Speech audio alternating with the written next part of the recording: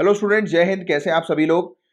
एक डेट है, एक डेट को अपने कैलेंडर पर मार्क कर दो। 23 जनवरी। 23 जनवरी की डेट, नीचे डिस्क्रिप्शन पर एक लिंक मिल रही है, तुरंत एनरोल हो जाओ फ्री में। फ्री में आपके लिए टेस्ट है अनअकैडमी का। कोड आपसे मांगेंगे, कोड में आपको डालना है कैपिटल लेटर में झा सर।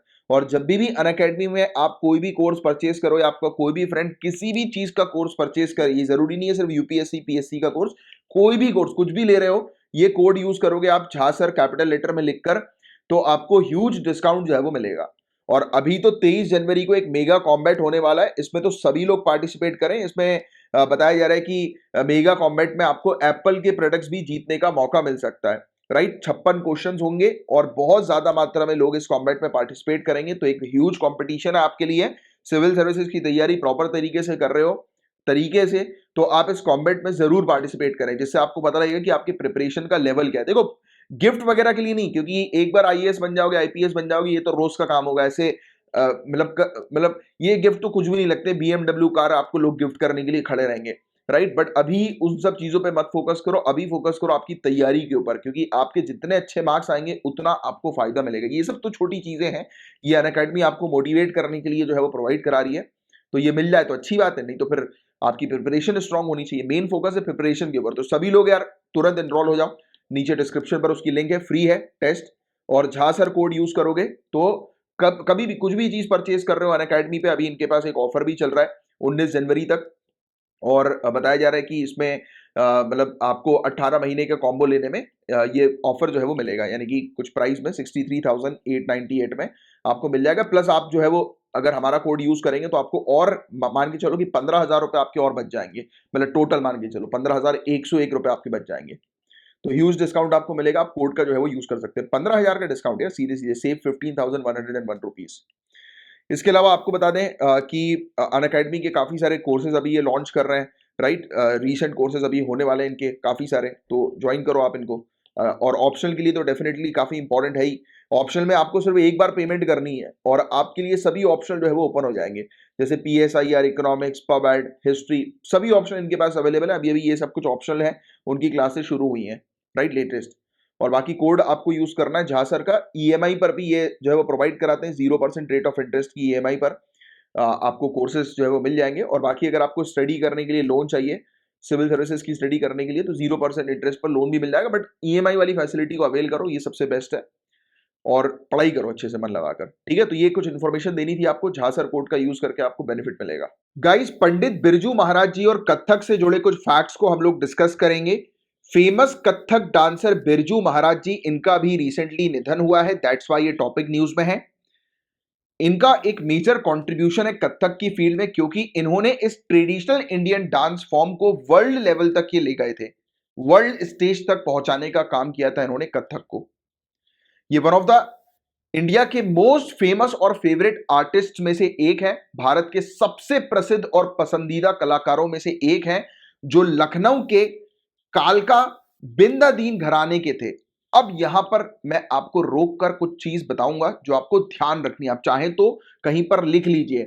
कालका बिंदादीन घराना किससे एसोसिएटेड है, क्वेश्चन आएगा, आपको आंसर लिखना है कथक से एसोसिएटेड है। एक और चीज पूछी जा सकती है कि कालका बिंदादीन घराना कहां पर है, तो लखनऊ पे है, जो आप ध्यान में रखेंगे, राइट। और बताया जाता है कि ये शास्त्रीय कथक नृत्य हम लोग को देखने को मिलता है, राइट। कालका बिंदादीन घराने का जो हम लोग को नजर आता है। और इनका जन्म जो है वो 4 फरवरी 1938 को लखनऊ में हुआ था। और इनको जो पुरस्कार से सम्मानित किया गया है, तो 1983 में पद्म विभूषण, फिर संगीत नाटक अकादमी अवार्ड भी इनको मिल चुका है, और कालिदास सम्मान से भी इनको सम्मानित किया गया है। तो ये कुछ फैक्ट्स हमने जाने पंडित बिरजू महाराज जी से रिलेटेड। अब कथक के बारे में कुछ इंपॉर्टेंट फैक्ट्स जानते हैं। तो कथक शास्त्रीय नृत्य का एकमात्र रूप है जो हिंदुस्तानी या उत्तर भारतीय संगीत से जुड़ा है। याद रखना, कथक एक लौता फॉर्म है क्लासिकल डांस का जो कि हिंदुस्तानी या फिर नॉर्थ इंडियन म्यूजिक से जुड़ा है। ऐसे ही एक ओडिसी नृत्य हम लोग को देखने को मिलता है, ओडिसी डांस। ओडिसी डांस के अंदर ओडिसी संगीत का उपयोग किया जाता है, और जो ये संगीत है ये हिंदुस्तानी और कर्नाटिक संगीत का मिश्रण है, मिक्स है, ब्लेंड है, राइट। तो ये चीज आप थोड़ी सी ध्यान में रखिएगा। इसके अलावा कथक प्राचीन भारतीय शास्त्रीय नृत्य की मुख्य शैलियों में से एक है, one of the main genre है एंशिएंट इंडियन क्लासिकल डांस का कथक। और इसे पारंपरिक रूप से उत्तर भारत के यात्रा करने वाले बोर्ड से उत्पन्न माना जाता है। मतलब कि कथक की उत्पत्ति जो है कहां से हुई है, तो कथकर और कहानीकार नाम के जो ट्रैवलिंग बोर्ड जो है नॉर्थ इंडिया के, तो वहां से हुई है। कथकर्स और कहानीकार, स्टोरी टेलर्स, तो वहां से ये कथक का ओरिजिन हुआ है, राइट, ऐसा माना जाता है। तो ये चीज बस आप बेसिक सी ध्यान में रखो, 2 4 5 पॉइंट कथक से रिलेटेड। और मेन चीज आपसे पूछी जाएगी पंडित बिरजू महाराज जी से रिलेटेड, तो वो ध्यान में रखना। बाकी जो चीज मैंने आपको बताई है, ये कालका बिंदादीन घराना, तो ये थोड़ा सा याद रखना। ये मेन चीज है जो आपसे स्टेट पीएससी और यूपीएससी तक जो है वो पूछ सकती है, क्योंकि आप जानते हैं गाइस कि आर्ट एंड आर्किटेक्चर से रिलेटेड जो क्वेश्चंस आते हैं वो यहीं से मतलब करंट अफेयर से उठाकर ही पूछे जाते हैं। गाइस एक बहुत इंपॉर्टेंट टॉपिक है गुरु रविदास जी से रिलेटेड, बहुत ध्यान से इस टॉपिक को समझिएगा, राइट। ये टॉपिक आपके प्रीलिम्स और मेंस दोनों पॉइंट ऑफ व्यू से इंपॉर्टेंट है। हर एक चीज जो अब मैं इस टॉपिक में आपको बताऊंगा, आपको बहुत ध्यान से सुनना है, तो बहुत सीरियसली इस टॉपिक को समझिए, क्योंकि इस टॉपिक से रिलेटेड क्वेश्चन आने की संभावना बहुत ज्यादा है। क्योंकि आर्ट एंड कल्चर से रिलेटेड काफी कम न्यूज आती है, और जो भी न्यूज आ रही है उस पर आपको मेनली कमांड बना के रखनी है, क्योंकि उन्हीं न्यूज से रिलेटेड एग्जाम में क्वेश्चंस बनते हैं। तो पंजाब में विधानसभा चुनाव 20 फरवरी तक स्थगित करना पंजाब में रविदासिया समुदाय के महत्व को रेखांकित करता है। तो ये रविदासिया समुदाय की क्या बात हो रही है और क्यों पंजाब के अंदर इलेक्शंस को पोस्टपोन किए हैं, तो बहुत ध्यान से समझिए। तो काफी सारी पॉलिटिकल पार्टीज जो थी वो इलेक्शन कमीशन से रिक्वेस्ट कर रही थी कि इलेक्शन को पोस्टपोन कर दो, राइट, क्योंकि गुरु रविदास जयंती जो है वो इलेक्शन के साथ जो है वो क्लैश हो रही है।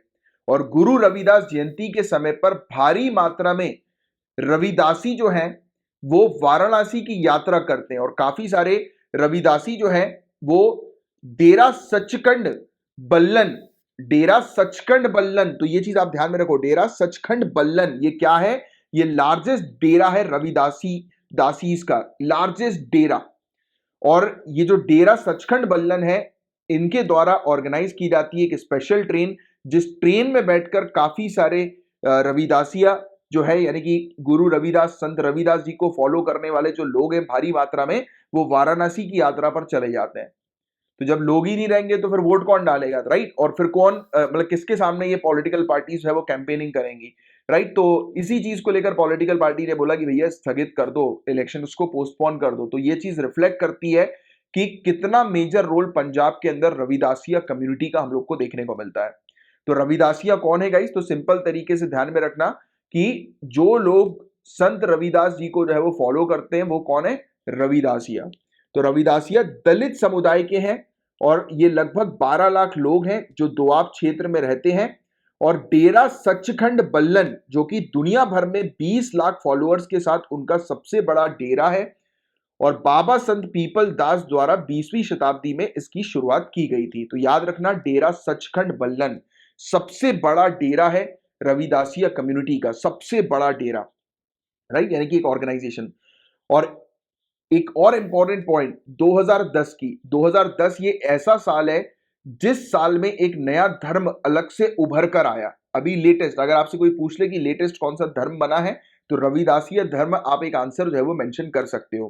क्योंकि रविदासिया धर्म जो है, इन्होंने एक्चुअली क्या क्या हुआ था कि रविदासिया जो फॉलोअर्स जो हम लोग को देखने को मिलते हैं संत रविदास जी के, जिनको रविदासिया कहते हैं, तो वो सिख धर्म से अपना ताल्लुक रखते थे। बट 2010 में इन्होंने सिख धर्म से अपने आप को डिस्टेंस में कर लिया।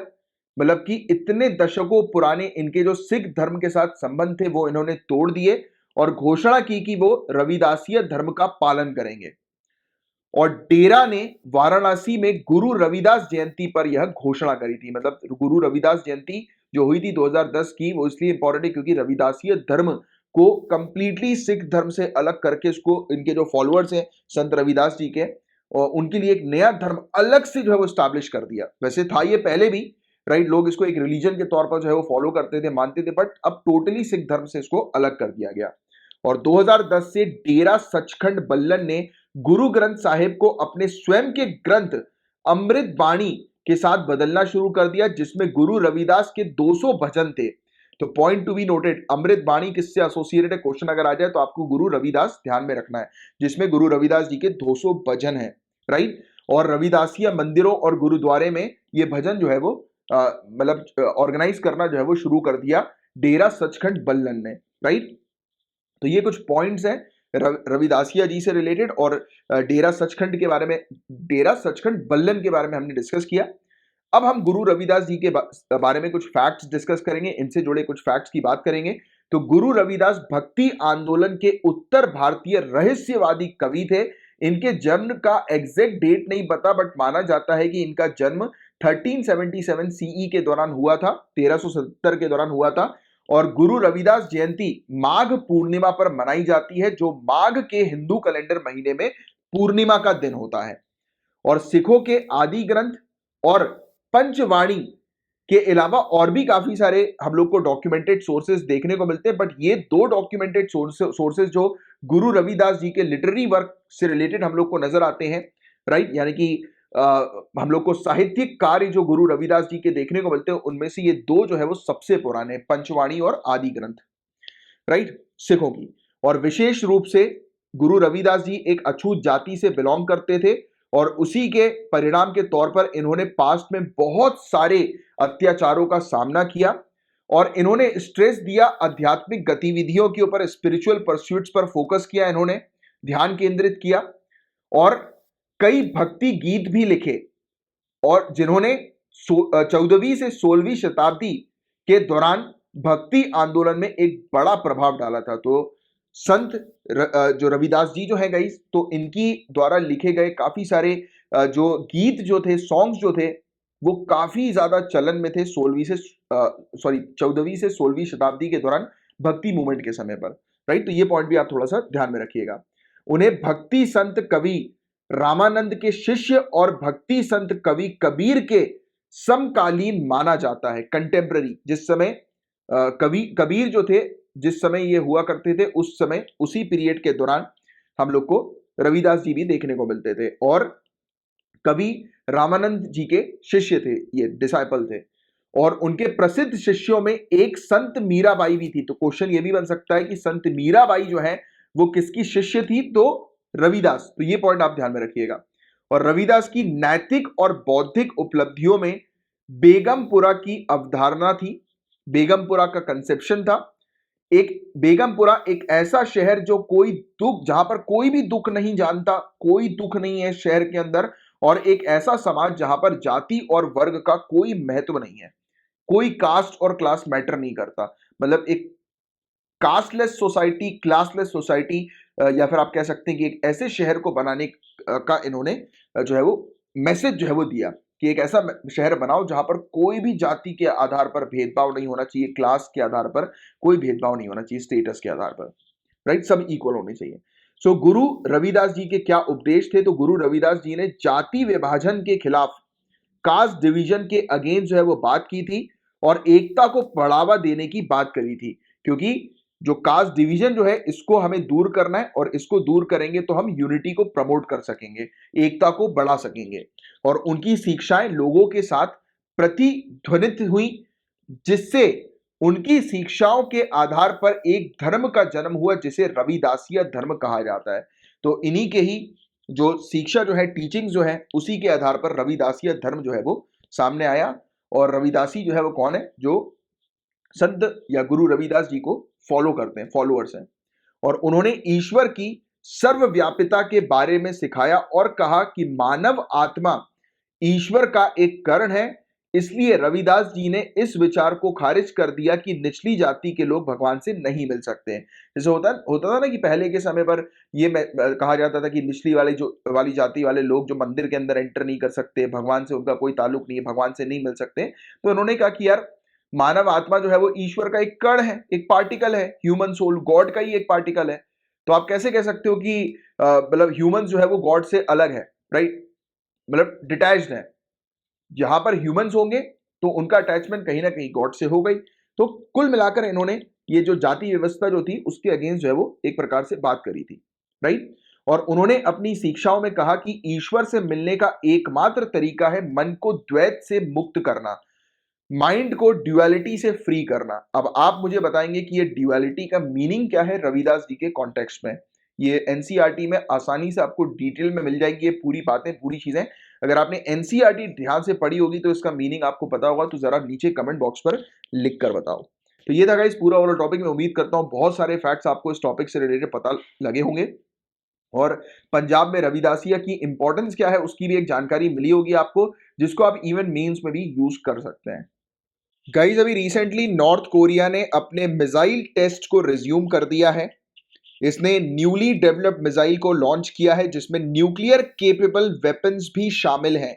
ऐसी मिसाइल शामिल हैं जो कि न्यूक्लियर केपेबल है और इन मिसाइल्स को इसने साउथ कोरिया के नजदीक, जापान के नजदीक, यानी कि इनकी स्ट्राइकिंग डिस्टेंस पर रखा है, कि मतलब कि ऐसे एरिया पर रखा है कि ये जो मिसाइल जो है वो अगर लॉन्च होंगी तो वो जापान और साउथ कोरिया पर जा सकती हैं, राइट, वहां तक उनकी पहुंच हो सकती है। तो ऐसी हरकत अभी रिसेंटली नॉर्थ कोरिया ने करी। तो आपको पता ही है कि इसका लीडर भी बड़ा पागल टाइप का है, राइट, नॉर्थ कोरिया को आप लोग जानते ही हैं इसके बारे में। और इवन इसने, नॉर्थ कोरिया ने यूनाइटेड नेशन सिक्योरिटी काउंसिल को वार्निंग दी है, चेतावनी दी है कि यूनाइटेड नेशन सिक्योरिटी काउंसिल को कहा है कि अगर तुम मुझे जो है वो किसी भी चीज को लेकर रोकोगे तो उसके परिणाम बहुत बुरे होंगे। तो बहुत बिगड़ा बच्चा है ये नॉर्थ कोरिया।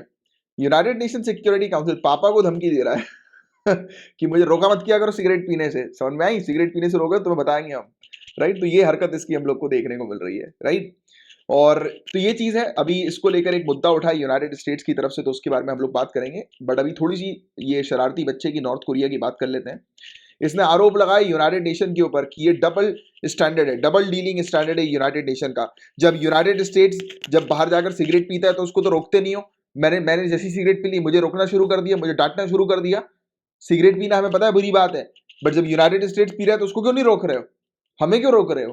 तो मतलब कि यूनाइटेड स्टेट्स जब भी अगर इस प्रकार के सिमिलर वेपन की टेस्ट करता है, न्यूक्लियर केपेबल जो मिसाइल्स है उनकी टेस्टिंग वगैरह करता है, तो उसको आप नहीं रोक रहे और यूनाइटेड स्टेट्स के दोस्तों को नहीं रोक रहे हो।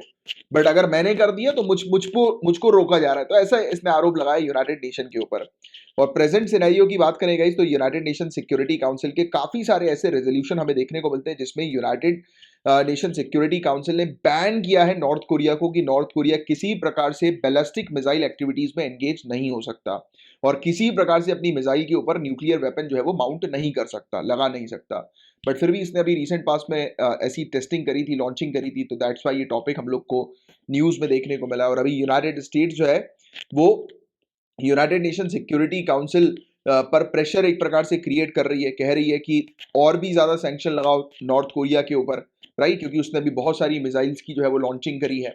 और यूनाइटेड स्टेट्स ने हालांकि इंडिविजुअल लेवल पर ऑलरेडी नॉर्थ कोरिया के ऊपर, रशिया के ऊपर आप जानते ही हैं सैंक्शन इसने ऑलरेडी लगा चुके हैं, राइट, क्योंकि और आरोप भी लगाए नॉर्थ कोरिया के ऊपर और काफी सारी कंट्रीज के ऊपर अभी रिसेंट पास में, कि जैसे कि इवन हमारी अगर इंडिया के केस की बात करें तो आपको पता है कि India S-400 surface to air defence missile system Russia से परचेज कर रही है।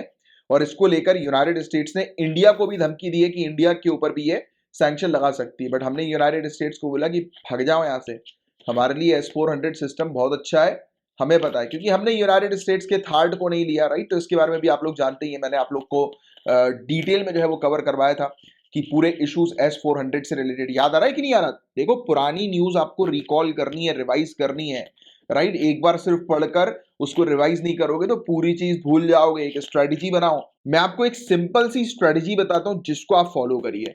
क्या करिए? जैसे कि आज डेट है, ठीक है, आज कोई भी डेट है, जैसे लेट्स से कि आज 1 तारीख है, राइट। तो आज की न्यूज तो आपने कवर कर ली। क्या करो, पिछले महीने की 1 तारीख की न्यूज भी रिवाइज कर लो, फिर उसके पिछले महीने की 1 तारीख की न्यूज भी रिवाइज कर लो। तो ऐसे करके कम से कम 2 या 3 महीने की, पिछले 3 महीने की आपकी न्यूज भी रिवाइज होती रहेंगी। क्या होगा कि हर दिन आप रिवाइज करोगे तो पिछले महीने का आप हर दिन चलते रहोगे तो आपका क्या बैकलॉग भी क्लियर होता रहेगा, रिवीजन भी आपका होता रहेगा। ये सबसे बेस्ट स्ट्रेटेजी है, इसको सभी लोग अप्लाई करो, राइट। अगर नहीं समझ में आ रहा तो फिर से मैं आपको बता देता हूं। जैसे आज 1 तारीख है तो पिछले महीने की 1 तारीख की न्यूज भी याद कर लो और उसके पहले के महीने की 1 तारीख की न्यूज भी एक बार रिवाइज कर लो, राइट। तो अगर आप ऐसा करोगे तो करेंट डेट की न्यूज भी आपकी चलती रहेगी, पिछला लॉग भी क्लियर होता रहेगा। आप जैसे 2 तारीख आएगी तो 2 तारीख की न्यूज आपने कवर कर ली, फिर पिछले महीने की 2 तारीख की कवर कर ली, फिर उससे पहले महीने की 2 तारीख की कवर कर ली, फिर 3 तारीख आएगी तो आज की न्यूज कवर कर ली 3 तारीख की, उससे पहले पिछले महीने की 3 तारीख की कर ली। तो ऐसा क्या रहेगा, हर दिन आपका प्रीवियस रिवीजन भी होता रहेगा। और एग्जाम से पहले पहले ये मान के चलिए कि आपको कुछ नहीं करना, ज्यादा से ज्यादा अगर आप 3-3 महीने की स्ट्रेटेजी लेकर चलते हैं तो अगले 4 महीने के अंदर अंदर आपके पूरे पिछले 1 साल के पूरी न्यूज कवर हो जाएंगी, मतलब आप रिवाइज कर लोगे और उसमें कोई टाइम भी नहीं लगेगा और बहुत इजीली हो जाएगा आपके लिए ये। तो revision is the key guys, अगर रिवीजन नहीं करोगे तो एग्जाम में सिलेक्शन नहीं होगा, मुश्किल है। क्योंकि ये जो सिविल सर्विसेज की जो पूरी प्रोसेस होती है, ये प्रोसेस 1 से 1.5 साल की होती है और आपको 1 से 1.5 साल में चीजों को बार बार रिकॉल करना है, रिवाइज करना है। अगर ये स्ट्रेटजी अपना के चलोगे तो करंट अफेयर्स की, और आप जानते हैं कि जो चीज मैं आपकी कवर कराता हूं उन्हीं से रिलेटेड एग्जाम में क्वेश्चन पूछे जाते हैं, राइट। तो करंट अफेयर्स को अपना स्ट्रांग बनाकर चलोगे और इस स्ट्रेटजी को फॉलो करते हुए चलोगे तो आपका सिलेक्शन होने से कोई नहीं रोक सकता है। तो ये इशू था जिसके बारे में we have discussed in detail guys. तो हम लोग डिटेल में चर्चा करेंगे यूनाइटेड नेशन सिक्योरिटी काउंसिल के बारे में। सो गाइस, सबसे पहली बात तो मैं आपको बताऊं कि ये जो सिक्योरिटी काउंसिल ये एस्टैब्लिश हुई थी यूनाइटेड नेशन चार्टर के तहत 1945 में। तो 1945 आपको ध्यान में रखना है, राइट, कि यूनाइटेड नेशन सिक्योरिटी काउंसिल की स्थापना हुई थी। और 6 प्रिंसिपल ऑर्गन हम लोग को देखने को मिलते हैं, 6 प्रमुख अंग हैं संयुक्त राष्ट्र के, यूनाइटेड नेशंस के। उनमें से एक अंग जो है वो यूनाइटेड नेशन सिक्योरिटी काउंसिल है। और रिमेनिंग 5 ऑर्गन जो है वो कौन से हैं यूनाइटेड नेशन सिक्योरिटी काउंसिल के प्रिंसिपल ऑर्गन?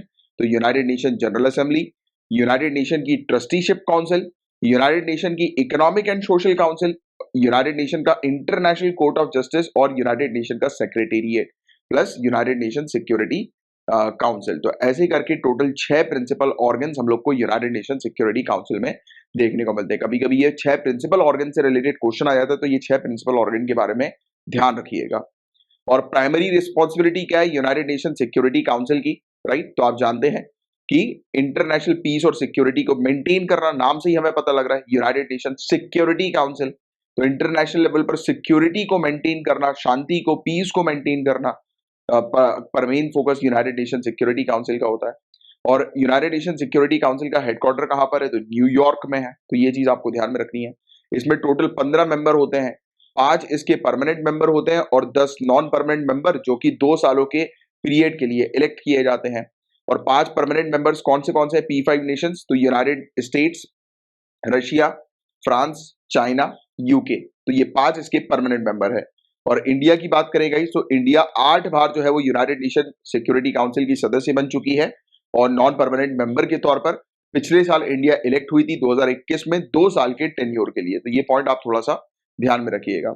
और हर साल United nation general assembly 5 non permanent members, total 10 जो नॉन परमानेंट मेंबर है उनमें से 5 नॉन परमानेंट मेंबर को इलेक्ट करती है 2 सालों के पीरियड के लिए।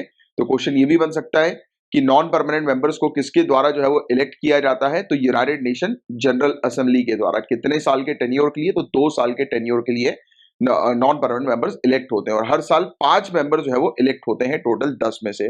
और 10 नॉन परमानेंट सीट्स जो होती हैं वो रीजनल बेसिस पर डिस्ट्रीब्यूट होती है, यानी कि ग्लोबल लेवल पर अलग अलग क्षेत्र के अकॉर्डिंग जो है वो डिस्ट्रीब्यूट की जाती है। और यूनाइटेड नेशन सिक्योरिटी काउंसिल की जो प्रेसिडेंसी होती है वो हर महीने 15 मेंबर्स के बीच में रोटेट होती है, यानी कि यूनाइटेड नेशन सिक्योरिटी काउंसिल का हेड कौन होगा तो हर महीने उसका हेड जो है वो बदलता है।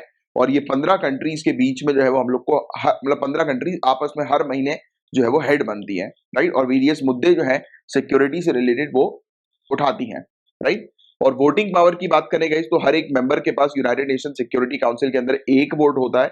बट जो परमानेंट P5 मेंबर जो हम लोग को देखने को मिलते हैं उनके पास वीटो पावर है। अब वीटो पावर का मतलब यह है कि एक किसी भी 5 परमानेंट मेंबर में से किसी भी एक मेंबर ने अगर किसी डिसीजन पर या किसी रेजोल्यूशन पर नो कह दिया, अगर उन्होंने कहा कि यह रेजोल्यूशन या डिसीजन नहीं मान्य होगा, किसी भी एक मेंबर ने अगर नो कहा तो फिर वो डिसीजन एप्लीकेबल होने ही नहीं वाला। तो इसमें मतलब ये मान के चलो कि 5 मेंबर में से अगर कोई भी एक मेंबर किसी मुद्दे के बारे में बोलता है कि ये मुद्दा जो है वो नहीं उठाया जाएगा तो फिर वो मुद्दा खत्म हो जाएगा, रद्द कर दिया जाएगा। मतलब इसमें फिर मेजोरिटी का रोल प्ले नहीं होता है, ठीक है, कि कितने ज्यादा लोग एक्सेप्ट करेंगे तो उस हिसाब से जो है वो वोटिंग होगी। तो ऐसा कुछ नहीं है इसके अंदर। इसमें अगर एक भी परमानेंट 5 मेंबर में से किसी एक ने भी किसी डिसीजन को लेकर मना कर दिया तो वो डिसीजन नल एंड वॉइड जो है वो हो जाता है, राइट, जीरो हो जाता है।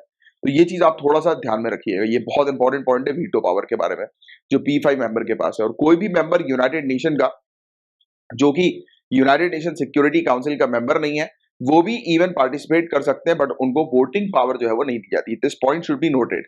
तो यूनाइटेड नेशन जो जनरल असेंबली है या इन जनरल यूनाइटेड नेशन की जो मेंबर कंट्री है, राइट, तो वो भी यूनाइटेड नेशन सिक्योरिटी काउंसिल की जो मीटिंग्स होती है उसमें पार्टिसिपेट कर सकती हैं, राइट। जैसे कि जो यूनाइटेड नेशन की मेंबर है जो at present United Nation Security council की मेंबर नहीं है तो भी उनको अलाउड है कि वो यूनाइटेड नेशन सिक्योरिटी काउंसिल की मीटिंग में आकर पार्टिसिपेट कर सकते हैं, बोल सकते हैं, राइट, रिकमेंडेशन दे सकते हैं, बट किसी डिसीजन पर वोट देने की पावर जो होती है वो उन मेंबर के पास नहीं होती है। वोट देने की पावर सिर्फ उन्हीं के पास है जो यूनाइटेड नेशन सिक्योरिटी काउंसिल के मेंबर हैं, 15 मेंबर के पास है, राइट। तो ये चीज आप थोड़ा सा ध्यान में रखिएगा, राइट। और फिर इसके अलावा इंडिया की बात करें तो यूनाइटेड नेशन सिक्योरिटी काउंसिल के अंदर इंडिया का क्या किस प्रकार से रोल देखने को मिलता है, तो हम लोग ने काफी एक्टिवली पार्टिसिपेट किया है। Even universal declaration of human rights UDHR को 1947-1948 में लाने के लिए हमने एक्टिवली पार्टिसिपेट किया। हमने चिंता जो है वो व्यक्त करी कि जिस प्रकार से साउथ अफ्रीका के अंदर जो डिस्क्रिमिनेशन चल रहा था, रेशियल डिस्क्रिमिनेशन, नस्लीय भेदभाव के खिलाफ हम लोगों ने अपनी आवाज जो है वो उठाई थी कि अफ्रीका के अंदर, दक्षिण अफ्रीका के अंदर जो नस्लीय भेदभाव चल रहा है, तो हमने जो है वो उस आवाज को उठाया था, राइट, और इस प्रॉब्लम को आगे लेकर गए थे रेशियल डिस्क्रिमिनेशन के, right, United Nation Security council के अंदर। और इवन काफी सारे जैसे मुद्दे होते हैं, जैसे कि फॉर्मर कॉलोनीज जो हम लोग को देखने को मिलती हैं, राइट, उसे यूनाइटेड नेशन के अंदर शामिल करना, एडमिट करना, राइट। जो कॉन्फ्लिक्ट हम लोग को मिडिल ईस्ट में देखने को मिल रहा है और अफ्रीका के अंदर जो इश्यूज जो देखने को मिल रहा था जिसमें शांति बरकरार रखनी है, तो ऐसे मुद्दों पर हम लोगों ने वेरियस मुद्दों पर आवाज उठाई है यूनाइटेड नेशन सिक्योरिटी काउंसिल में, और हमने बहुत बड़े पैमाने पर योगदान दिया है, कंट्रीब्यूट किया है, पर्टिकुलरली इंटरनेशनल लेवल पर पीस और सिक्योरिटी को मेंटेन करने के पर्पस के लिए, राइट। हमने 43 पीस कीपिंग मिशन के अंदर पार्टिसिपेट किया है और हमने करीब 1,60,000 से भी ज्यादा सोल्जर जो है, ट्रूप्स जो है वो United nation peace keeping mission के लिए दिए हैं, राइट। तो इंटरनेशनल लेवल पर शांति बरकरार रखने के लिए इंडिया का एक मेजर योगदान रहा है यूनाइटेड नेशन सिक्योरिटी काउंसिल के साथ। और जैसे कि अगर हम बात करें इंडिया की पॉपुलेशन के बारे में, तो इंडिया आज की डेट में दूसरे नंबर पर है, मोस्ट पॉपुलस कंट्री, और साइंटिस्ट रिसर्चर्स के द्वारा बताया जा रहा है कि 2030 तक हम लोग जो है वो मोस्ट पॉपुलस कंट्री बन जाएंगे, यानी कि चाइना को जो है वो ओवरटेक कर जाएगी हमारी पॉपुलेशन। तो पॉपुलेशन वाइज भी हमारी हम काफी बड़े हैं। टेरिटोरियल साइज की बात करें, हमारी टेरिटरी भी जो है वो काफी बड़ी है। ग्रॉस डोमेस्टिक प्रोडक्ट के मामले में भी हम लोग जो है वो आगे बढ़ते जा रहे हैं। इकोनॉमिक पोटेंशियल भी हमारा बहुत ज्यादा है, आर्थिक क्षमता भी हमारी बहुत ज्यादा है। सिविलाइजेशनल लेगेसी की बात करें, सभ्यतागत विरासत की बात करें, चाहे कल्चरल डाइवर्सिटी की बात करें, सांस्कृतिक विविधता की बात करें, या पॉलिटिकल सिस्टम की बात करें, इवन हमारे पास्ट की बात करें, या फिर यूनाइटेड नेशन में हमारे एट प्रेजेंट के कंट्रीब्यूशन की बात करें, तो ये सब ऐसे फैक्टर्स हैं जो कि हमें परमानेंट सीट दिलाने के लिए टोटली वैलिड है, टोटली वैलिड, कि हमें इंडिया को परमानेंट सीट मिलनी चाहिए यूनाइटेड नेशन सिक्योरिटी काउंसिल में। उसके लिए ये पूरे पॉइंट्स वैलिड हैं कि हमारे इतने सारे कंट्रीब्यूशन यूनाइटेड नेशन में रहे हैं, चाहे हमारा साइज देख लो, चाहे पॉपुलेशन का साइज देख लो, चाहे टेरिटोरियल साइज देख लो, चाहे इकोनॉमी का साइज देख लो, हमारी जीडीपी देख लो, हर चीज हमारी आप देख लीजिए। तो ये जो यूनाइटेड नेशन के P5 कंट्रीज हैं उनके सिमिलर हैं, उन्हीं के जैसे जो एट प्रेजेंट जो P5 कंट्रीज हैं, तो उन्हीं की तरह ही हम लोग जो है वो डेवलप हो चुके हैं। तो हमें भी जो है वो अब यूनाइटेड नेशन की जो परमानेंट सीट है उसमें जो है वो एडमिट किया जाए। तो ये इंडिया की डिमांड है कि इंडिया को यूनाइटेड नेशन सिक्योरिटी काउंसिल की परमानेंट सीट मिलनी चाहिए। बट कुछ मुद्दे हैं, कुछ इश्यूज हैं यूनाइटेड नेशन सिक्योरिटी काउंसिल के साथ, जैसे कि यूनाइटेड नेशन सिक्योरिटी काउंसिल की मीटिंग्स जो होती हैं उसका रिकॉर्ड मेंटेन नहीं किया जाता। मीटिंग्स में क्या बातचीत हो रही है उसका रिकॉर्ड जो है वो मेंटेन नहीं किया जाता, राइट। तो ये किया जाना बहुत ज्यादा जरूरी है। स्पेशली कोई भी टेक्स्ट, मतलब किसी भी प्रकार की कोई भी चर्चा हो रही है या किसी मुद्दे के ऊपर संशोधन हो रहा है, कोई बैठक हो रही है, उसके बारे में कोई भी टेक्स्ट जो है वो ऑन रिकॉर्ड नहीं मेंशन किया जाता। ये एक बड़ा मुद्दा यूनाइटेड नेशन सिक्योरिटी काउंसिल के पास हमें देखने को मिलता है। एक मुद्दा वीटो पावर से भी जो है वो जुड़ा हुआ है। ये वीटो पावर के कारण कई बार ये 5 कंट्रीज जो हम लोग को परमानेंट मेंबर्स कंट्रीज जो देखने को मिलती हैं, राइट, वो मेजर डिसीजन लेने नहीं देती हैं, है ना। तो ये कई बार ये इशू हम लोग को देखने को मिलता है, right. Even United Nation Security council अपने प्रेजेंट फॉर्म में, करंट फॉर्म में, वर्तमान स्वरूप में मानव सुरक्षा और शांति के क्षेत्र में अंतर्राष्ट्रीय परिवर्तन व गतिशीलता को समझने में एक बाधा बन गया है। एग्जाम्पल के तौर पर अगर बात करें तो काफी सारे ऐसे डिसीजन है वो ठीक नहीं लिए जा रहे हैं यूनाइटेड नेशन सिक्योरिटी काउंसिल के द्वारा। कई बार जो मेजर मुद्दे हैं उसको डाइवर्ट कर रही है यूनाइटेड नेशन सिक्योरिटी काउंसिल। अभी कुछ समय पहले भी हमने एक केस को डिस्कस किया था जिसमें यूनाइटेड नेशन सिक्योरिटी काउंसिल में बात की जा रही थी कि क्लाइमेट चेंज के मुद्दे डिस्कस किए जाएंगे। अब क्लाइमेट चेंज के मुद्दे को डिस्कस करने के लिए UNFCCC हमारे पास ऑलरेडी एक बॉडी हम लोग को देखने को मिल रही है जो क्लाइमेट चेंज से रिलेटेड मुद्दे को डिस्कस करती है, डील करती है, राइट। बट अभी अगर United Nation Security Council peace और सिक्योरिटी को मेंटेन करने को छोड़कर अगर क्लाइमेट चेंज के मुद्दे को अगर डिस्कस करने लगेगी तो ऑब्वियस सी बात है कि वो कहीं ना कहीं अपने रोल से जो है वो हट रही है। और इसी चीज की आलोचना हमने करी थी, राइट। हमने आवाज उठाई थी कि United Nation Security council climate change के मुद्दे को लेकर डिस्कस ना करे। जो मेजर इश्यूज हैं ग्लोबल लेवल पर, इंटरनेशनल लेवल पर, सिक्योरिटी और पीस से रिलेटेड, शांति और सुरक्षा से रिलेटेड, उस पर जो है वो वार्ता करे यूनाइटेड नेशन सिक्योरिटी काउंसिल। तो ये चीज आपको थोड़ी सी ध्यान में रखनी है, right. This is important for you guys. और इसके अलावा यूनाइटेड नेशन सिक्योरिटी काउंसिल के जो परमानेंट मेंबर्स हैं उनके बीच में एक डीप पोलराइजेशन, एक ध्रुवीकरण हम लोग को देखने को मिल रहा है। पोलराइजेशन मतलब कि ये एक दूसरे से, यानी कि आपस में P5 कंट्रीज जो है वो एक दूसरे से जो है वो मतलब सोच की बात करें, मैटर्स की बात करें, मुद्दे की बात करें, कोई भी इश्यूज की बात करें तो उनकी पॉलिटिक्स ही अलग होती है, उनके विचार ही अलग होते हैं। जैसे आप खुद देखो ना कि P5 कंट्रीज के अंदर हम लोग को कौन कौन कंट्रीज जो है वो देखने को मिल रही है। बहुत ध्यान से समझिए आप इस चीज को। तो हमें मेन जो कंट्रीज जो देखने को मिल रही है, देखो आप, यूनाइटेड स्टेट्स है कि नहीं, चाइना है। तो आप जानते हैं यूनाइटेड स्टेट्स और चाइना के बीच में कट्टर दुश्मनता हम लोग को देखने को मिलती है कि नहीं मिलती, पता है आपको। यूनाइटेड स्टेट्स और रशिया के बीच में कट्टर दुश्मनता हम लोग को देखने को मिलती है। कई केस में चाइना और रशिया के बीच में इश्यूज हम लोग को देखने को मिलते हैं, राइट। तो ये मुद्दे हैं आपस में ही P5 कंट्रीज के बीच में मेजर ग्लोबल लेवल पर इश्यूज चल रहा है। इवन पता है न्यूक्लियर थ्रेट का इशू चल रहा है। अभी कुछ समय पहले जो है वो एक टॉपिक आया था, अभी कुछ समय पहले जो है नॉन प्रोलिफरेशन ट्रीटी का एक टॉपिक जो है वो हमने कवर किया था। नॉन प्रोलिफरेशन ट्रीटी का रिव्यू जब हुआ था तब उस समय P5 कंट्रीज ने ये कहा था कि ये संकल्प ले रहे हैं, प्लेज ले रहे हैं कि किसी प्रकार से न्यूक्लियर वेपन या एटॉमिक वेपन का ये उपयोग नहीं करेंगे, ना करने देंगे किसी को, है ना। तो कहीं ना कहीं से एक डर है कि आपस में ये कंट्री जो लड़ रही है, चाइना और यूएसए जो लड़ रही है, रशिया और चाइना का इशू देखने को मिल रहा है। इसके अलावा रशिया का यूक्रेन वाला जो मुद्दा हम लोग को देखने को मिल रहा है।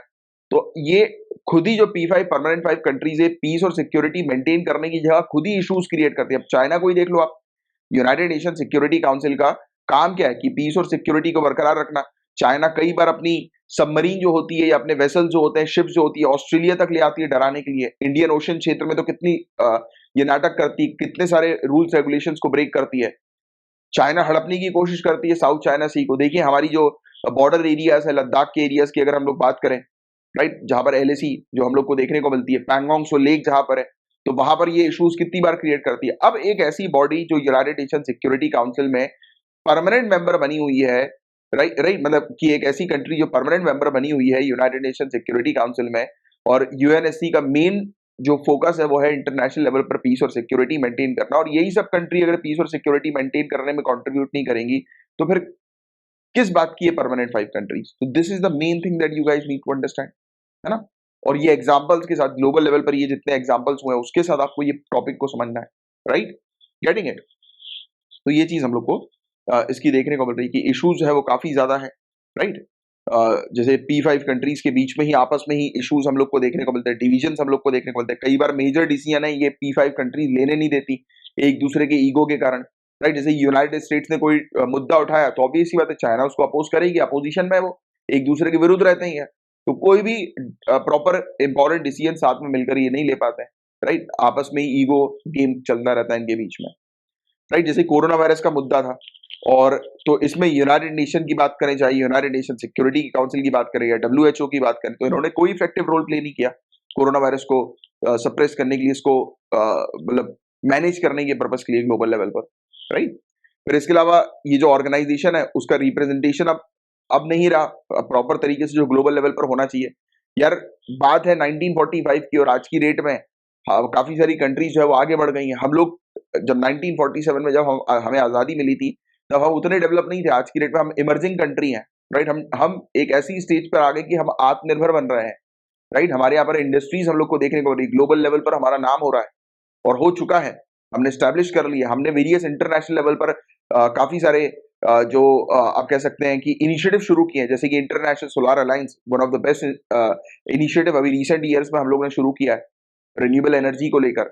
हमारे जो कॉन्ट्रीब्यूशंस जो होते हैं इंटरनेशनल लेवल पर, चाहे अभी United nation peace keeping mission की बात करें हम, तो मेजर लेवल पर है। तो हम लोग इमर्जिंग कंट्री बन चुके हैं आज की डेट में, तो हमें तो डेफिनेटली ऐड करना चाहिए इस पर्टिकुलर काउंसिल के अंदर, और साथ ही साथ काउंसिल की परमानेंट मेंबरशिप के अंदर, और साथ ही साथ और भी दूसरी कंट्रीज को जो है वो ऐड करना चाहिए, राइट, जो कि आज की डेट में पहले के मुकाबले जो है वो काफी आगे जो है वो बढ़ गई है, इंटरनेशनल पॉलिटिक्स में एक मेजर रोल प्ले कर रही है, right. This is very important.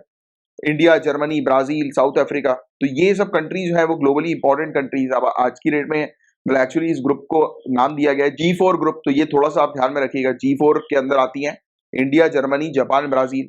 तो ये 4 कंट्री जो है ये डिमांड कर रही है कि इनको परमानेंट मेंबर जो है वो बनाया जाए यूनाइटेड नेशन सिक्योरिटी काउंसिल का, राइट।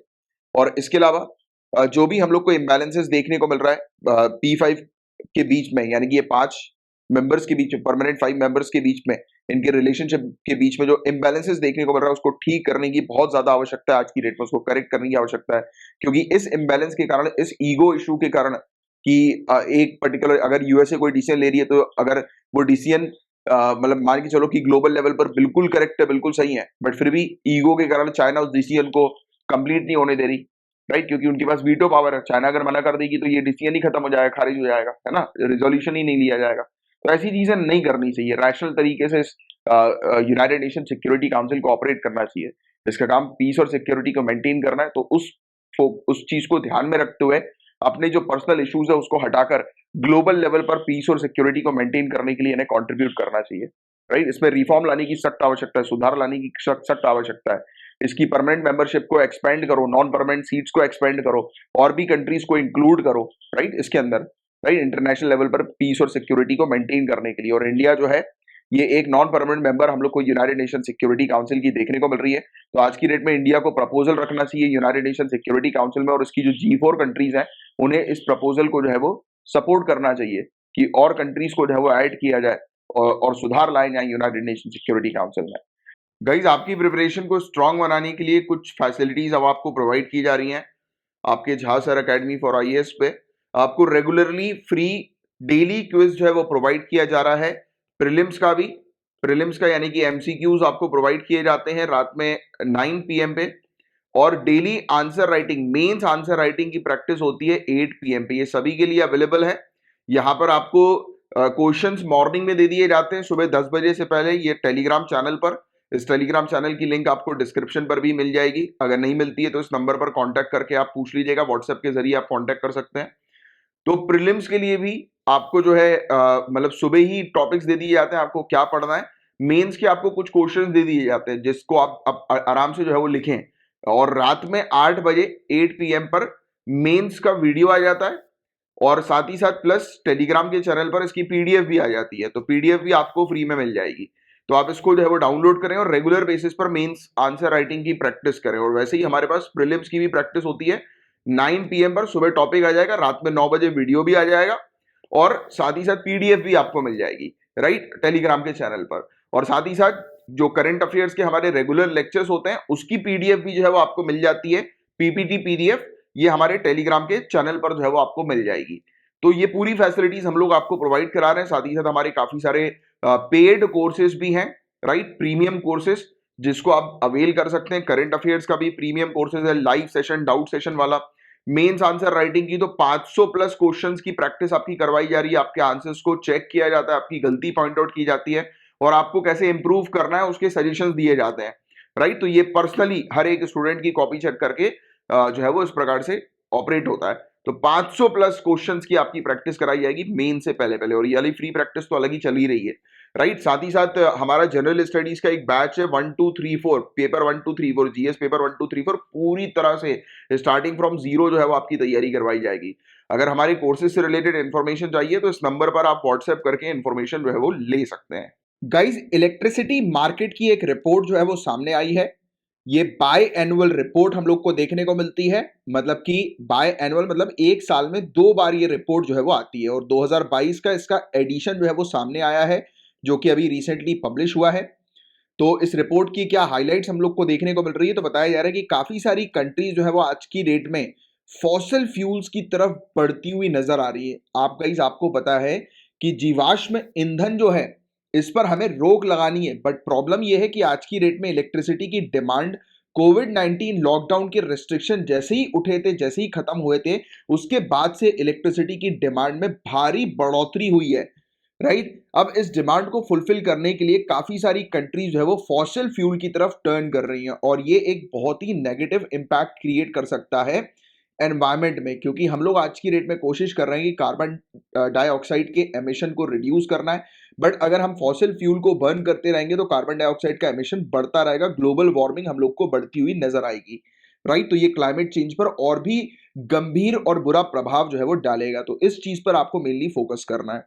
और पूरे दुनिया भर में इलेक्ट्रिसिटी की डिमांड में बढ़ोतरी रिकॉर्ड की गई है 6% की 2021 के अंदर, और ईयर ऑन ईयर यानी कि साल दर साल में जो वृद्धि हम लोग को देखने को मिलती है, उसमें सबसे ज्यादा वृद्धि जो है वो 2008 के फाइनेंशियल क्राइसिस के बाद अभी रिकॉर्ड की गई है इंटरनेशनल एनर्जी एजेंसी के द्वारा। और गाइस हम लोग को नेट जीरो एमिशन को, हम लोग तो नहीं, आप जानते हैं कि हम लोगों का टारगेट नेट जीरो एमिशन को अचीव करने का 2070 का टारगेट हमने सेट किया हुआ है, बट काफी सारे देशों ने 2050 तक नेट जीरो एमिशन को अचीव करने पर फोकस किया था। अब ये नेट जीरो एमिशन क्या है तो इसके बारे में हालांकि पहले भी हमने कवर किया हुआ है, बट मैं आपको बेसिक सा एक आइडिया दे देता हूं कि एक कंट्री जितना कार्बन डाइऑक्साइड को रिलीज कर रही है तो वो व्यवस्था करे उतने ही कार्बन डाइऑक्साइड को ट्रैप करने की, पेड़ लगाकर या फिर कुछ आज की डेट में टेक्नोलॉजिकल डिवाइसेस, स्क्रबर वगैरह आते हैं जो कि ट्रैप कर लेते हैं कार्बन डाइऑक्साइड को, फिर आप इस कार्बन डाइऑक्साइड को दूसरी चीजों में उपयोग कर सकते हो, राइट। तो मतलब कुल मिलाकर बात यह है कि एक कंट्री जितना कार्बन डाइऑक्साइड एमिट कर रही है उतना ही अपने पास स्टोर कर ले, राइट। तो इसको कहते हैं नेट जीरो। तो काफी सारी कंट्री टारगेट कर रही है कि 2050 तक ये नेट जीरो टारगेट को अचीव कर पाएंगी, बट इस टारगेट को अचीव करने के लिए उन्हें क्या करना पड़ेगा, ज्यादा से ज्यादा रिन्यूएबल एनर्जी के सोर्सेज को जो है वो बढ़ाने पड़ेंगे, रिन्यूएबल एनर्जी पर इनको शिफ्ट होना पड़ेगा। फॉसिल फ्यूल्स से जो एनर्जी जनरेट होती है, इलेक्ट्रिसिटी जनरेट होती है, तो उसको कम करने की आवश्यकता है।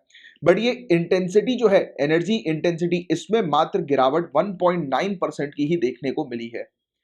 और इलेक्ट्रिसिटी जनरेशन जो है गाइस रिन्यूएबल एनर्जी से, हालांकि इसमें बढ़ोतरी हुई है 6% की 2021 में, और यह भी देखा गया है कि जो इलेक्ट्रिसिटी कोयले को जलाकर जनरेट होती है इसमें भी 9% की मतलब बढ़ोतरी हो गई है, राइट। 9% राइज हो गया है, मतलब कि रिन्यूएबल एनर्जी राइज हो रही है तो चलेगा, बट हम लोग को कोयले के ऊपर डिपेंड नहीं होना था, हमें इसको रिड्यूस करना था, बल्कि उल्टा और बढ़ोतरी हो गई है।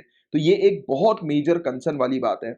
और सबसे ज्यादा बढ़ोतरी चाइना, इंडिया में हम लोग को देखने को मिल रही है, जहां पर जो कोयले से जो इलेक्ट्रिसिटी जनरेट होती है उसकी डिमांड जो है वो बहुत ज्यादा इंक्रीज हो गई है, राइट।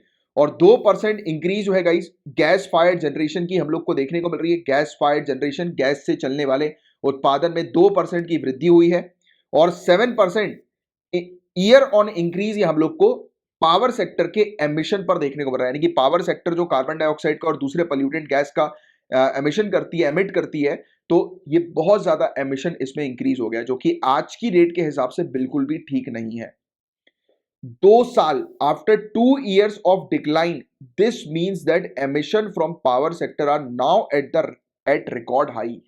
पावर सेक्टर से, यानी कि उस क्षेत्र से, जिस क्षेत्र से के ऊपर हम सभी लोग डिपेंडेंट है, बिजली का क्षेत्र, जिसमें टारगेट किया जा रहा है कि रिन्यूएबल एनर्जी में इसको शिफ्ट करना है, बल्कि उल्टा ही हो गया, ये और भी ज्यादा मात्रा में आज की डेट में ग्लोबल लेवल पर एमिशन जनरेट कर रही है, एमिशन कर रही है, राइट। और चिंता वाली बात यही व्यक्त करी है इंटरनेशनल एनर्जी एजेंसी ने, चिंता व्यक्त करी है कि हम लोग ने नेट जीरो मूवमेंट को बढ़ाया तो है, बट राष्ट्र अभी भी बढ़े हुए उत्सर्जन यानी कि एमिशन से बढ़ी हुई बिजली की मांग को कम करने में विफल रहे हैं। मतलब कि बिजली की जो डिमांड बढ़ रही है और एट द सेम टाइम हम लोग को एमिशन को रिड्यूस करना है, कार्बन डाइऑक्साइड के एमिशन को रिड्यूस करना है, जिससे कि क्लाइमेट चेंज को हम प्रोटेक्ट कर सकेंगे, ग्लोबल वार्मिंग को रिड्यूस कर सकेंगे, राइट। तो वो चीज नहीं कर पा रही है। हालांकि सरकारें काम कर रही है नेट जीरो के टारगेट को अचीव करने में, रिन्यूएबल एनर्जी को भी बढ़ा रही हैं, बट साथ ही साथ जो डिमांड जो है वो इस प्रकार से बढ़ती जा रही है कि वो बैलेंस क्रिएट नहीं कर पा रही। इस प्रकार का बैलेंस कि कोयले के कंजम्पशन को हमें रिड्यूस करना है और रिन्यूएबल एनर्जी के कंजम्पशन को बढ़ाना है, तो वो बैलेंस जो है वो बन नहीं पा रहा है, बल्कि उल्टा ही हो रहा है। रिन्यूएबल एनर्जी भी बढ़ रही है, बट साथ ही साथ जो कोयला से जलने वाली, कोयले को जलाकर जनरेट होने वाली जो इलेक्ट्रिसिटी जो है वो भी बढ़ रही है, यानी कि फॉसिल फ्यूल भी जो है वो इंक्रीज हो रहा है, राइट। इसको भी जलाया जा रहा है, तो अल्टीमेटली हम ये अचीव नहीं कर पाएंगे ना हमारे ऑब्जेक्टिव को, right. This is the issue. Forecasting की गई, भविष्यवाणी की गई है कि पावर सेक्टर का एमिशन जो हम लोग को देखने को मिल रहा है, that will likely remain around the same level for next 3 years। 3 सालों तक पावर सेक्टर से होने वाले जो कार्बन डाइऑक्साइड के एमिशन है वो ऐसे के ऐसे ही रहने वाले हैं। तो ये भविष्यवाणी अभी की जा चुकी है जिस पर सतर्क होने की आवश्यकता है। इन कॉन्ट्रेस्ट इंटरनेशनल एनर्जी एजेंसी का जो नेट जीरो जो 2050 तक की जो बात की गई है, तो ये कह रहे हैं कि इसमें 55% सेक्टोरल एमिशन में 2030 तक डिक्रीज लाने की आवश्यकता। मतलब कुल मिलाकर आईईए ने ये कहा है कि यार आप जो टारगेट कर रहे हो कि 2050 तक आप नेट जीरो टारगेट को अचीव करोगे, तो 2030 तक सबसे पहले आपके यहां पर जितने भी सेक्टर्स हैं, राइट, जिन सेक्टरों से कार्बन डाइऑक्साइड का एमिशन होता है, तो उन सेक्टर से एमिशन को आपको 55% तक जो है वो रिड्यूस करना पड़ेगा। 55% जो है वो कम करना पड़ेगा, वरना फिर इस टारगेट को जो है वो आप अचीव ही नहीं कर पाओगे, राइट। तो ये चीज यहां पर बताई गई। और रिपोर्ट में वैश्विक स्तर पर ग्लोबल लेवल पर थोक गैस यानी कि होलसेल गैस और बिजली, होलसेल गैस और इलेक्ट्रिसिटी की कीमत पर अभूतपूर्व स्तर के साथ साथ अस्थिर कोयले की कीमतों में भी वृद्धि हो रही है। मतलब बताया जा रहा है कि गैस और इलेक्ट्रिसिटी के प्राइसेस तो इंक्रीज हो ही रहे हैं, साथ ही साथ कोयले के जो प्राइसेस है वो अनस्टेबल हैं, स्थिर नहीं है, और वो भी बढ़ते जा रहे हैं, राइट। और आपको बता दें गाइस कि मार्च 2017 में इंडिया ने जो है वो ज्वाइन किया था इंटरनेशनल एनर्जी एजेंसी को। अब थोड़ी बात करते हैं इंटरनेशनल एनर्जी एजेंसी के बारे में, अंतर्राष्ट्रीय ऊर्जा एजेंसी के बारे में। गाइस ये एक ऑटोनॉमस इंटर गवर्नमेंटल ऑर्गेनाइजेशन हम लोग को देखने को मिलती है, और Organisation of Economic Cooperation and Development, इसके फ्रेमवर्क के अनुसार इसे 1974 में एस्टैब्लिश किया गया था। इसका जो गठन हुआ था वो 1974 में हुआ था अंतर्राष्ट्रीय ऊर्जा एजेंसी का।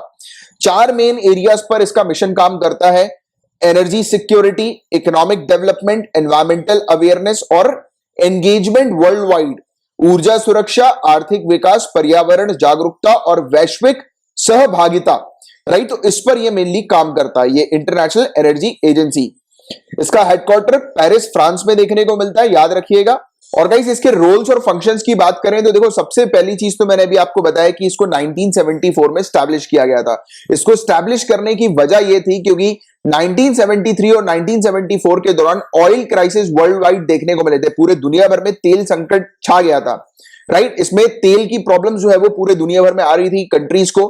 तो ये जब सेटअप हुई तो इसका मेनली ये काम था कि इसकी जो मेंबर कंट्रीज हैं उन कंट्रीज में ऑयल की प्रॉब्लम ना आए, किसी प्रकार से ऑयल के सप्लाई डिस्ट्रीब्यूशन की कोई प्रॉब्लम ना आए। तो ऑयल सप्लाई डिस्ट्रीब्यूशन को रिस्पॉन्ड करने के पर्पस के लिए, अपने सदस्यों की मदद करने के पर्पस के लिए इसको स्टैब्लिश किया गया था, राइट। और आज की डेट में इसका जो मैंडेट है, इसमें एक्सपेंशन हम लोग को, इसमें विस्तार हम लोग को देखने को मिल रहा है। इसके कार्यों में अब शामिल हो चुका है काफी सारी चीजें, जैसे कि ट्रैकिंग एंड एनालाइजिंग ग्लोबल की एनर्जी ट्रेंड्स, यानी कि प्रमुख ऊर्जा रुझानों पर निगाह रखना या निगरानी रखना, और प्रमोटिंग साउंड एनर्जी पॉलिसी, यानी कि जो मजबूत ऊर्जा नीति जो है उसको बढ़ावा देना, राइट। और विश्लेषण करना कि पूरे दुनिया भर में एनर्जी ट्रेंड जो है, एनर्जी डिमांड जो है वो किस प्रकार की चल रही है, क्योंकि इसकी रिपोर्ट में ही हम लोग देखे ना कि इसने इंडिया के ऊपर एनालिसिस करके बताई कुछ इंपॉर्टेंट चीजें इंडिया की एनर्जी डिमांड को लेकर, तो वैसे ही एनालिसिस भी करती है, राइट। इसके अलावा इसका फोकस और किन चीजों पे रहता है? मल्टीनेशनल एनर्जी टेक्नोलॉजी कॉर्पोरेशन को बढ़ावा देना, राइट। आपस में कंट्री जो है वो मिलकर एनर्जी की डिमांड्स को कैसे फुलफिल करेंगे, तो उसकी नई नई टेक्नोलॉजी जो है वो लेकर आना, तो इस पर भी ये काम करती है। इसके कंपोजिशन और एलिजिबिलिटी की बात करें तो इसमें 30 मेंबर्स एट प्रेजेंट हम लोग को देखने को मिलते हैं, और 8 एसोसिएशन कंट्रीज इसमें शामिल हैं। और इसका मेंबर बनने के लिए एक कंट्री के लिए मैंडेटरी है कि उस कंट्री को Organisation of Economic Cooperation and Development का सदस्य होना जरूरी है। बट आपको बता दें कि सभी Organisation of Economic Cooperation and Development वाली जो कंट्रीज है, मेंबर कंट्रीज, तो वो सभी की सभी countries IEA international energy agency की मेंबर नहीं है। यानी कि सिंपल तौर से एक कंट्री को ओईसीडी का मेंबर होना जरूरी है इसकी सदस्यता के लिए, आईईए की सदस्यता के लिए। बट जितनी भी ओईसीडी की जो मेंबर्स कंट्री हैं उनके लिए जरूरी नहीं है कि वो सभी कंट्री जो है वो आईईए की मेंबर बने, राइट। तो ये चीज है। इसके अलावा एक कंट्री को इसका मेंबर बनने के लिए किन किन चीजों पर ध्यान रखना जरूरी है? सबसे पहली चीज तो उस कंट्री के अंदर 90 दिनों तक, 90 डेज तक ऑयल जो है वो रिजर्व रहे। यानी कि एक जो कंट्री है, जैसे कि एक कंट्री है, उस कंट्री के अंदर, एग्जाम्पल के तौर पर समझा रहा हूं, एक कंट्री है, उस कंट्री के अंदर एक दिन में 1 लीटर तेल उपयोग में लिया जाता है, ठीक है, एक दिन में 1 लीटर तेल का उपयोग होता है। और कहा जा रहा है कि उस कंट्री के अंदर अगले 90 डेज, यानी कि 3 महीने आप कह सकते हो कि अगले 3 महीने तक उस कंट्री के अंदर जितना तेल की रिक्वायरमेंट होती है उसका रिजर्व होना जरूरी है, यानी कि उसके पास जो है वो रिजर्व रहना चाहिए 3 महीने तक का, राइट, एक कंट्री के अंदर, तभी वो कंट्री जो है वो उसकी मेंबर बन सकती है। और ये भी कहा जा रहा है कि ये जरूरी नहीं है कि उस कंट्री का जो ये 90 दिन का तेल है वो उसी कंट्री से निकाल कर लिया हो, उस कंट्री ने इंपोर्ट कराकर भी ये तेल रखा हो अपने पास तो भी चलेगा। मतलब कुल मिलाकर एक कंट्री के पास 90 दिन का रिजर्व, 90 दिन का भंडार होना जरूरी है इसकी सदस्यता के लिए। ये एक इंपॉर्टेंट पॉइंट। दूसरा इंपॉर्टेंट पॉइंट हम लोग को इसमें यह देखने को मिलता है कि इस भंडार का ग्लोबल ऑयल सप्लाई को डिस्ट्रीब्यूट करने में वो कंट्री मदद कर सके। मतलब कि ये जो रिजर्व है 90 डेज का, इस रिजर्व की अगर जरूरत पड़ जाती है दूसरी कंट्रीज को, दूसरी मेंबर कंट्रीज को आईईए की, क्योंकि इसका मेन काम क्या है कि जब भी ऑयल क्राइसिस होंगे तो आपस में इसकी मेंबर कंट्रीज जो है वो ऑयल का डिस्ट्रीब्यूशन कर सके आपस में।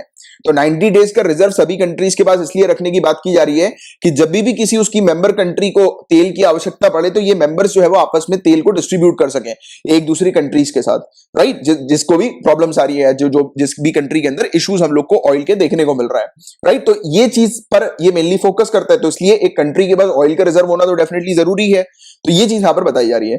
दूसरी बात, उस कंट्री के अंदर मतलब 10% तक 10% तक ऑयल के कंजम्पशन को रिड्यूस करने की एक प्रॉपर प्लान हो, एक प्रॉपर पॉलिसी हो जो कि उसने इंप्लीमेंट कर रखी हो कि वो फॉसिल फ्यूल्स को जो है वो कम से कम, यानी कि 10% तक वो फॉसिल फ्यूल्स को जो है वो रिड्यूस करेंगे।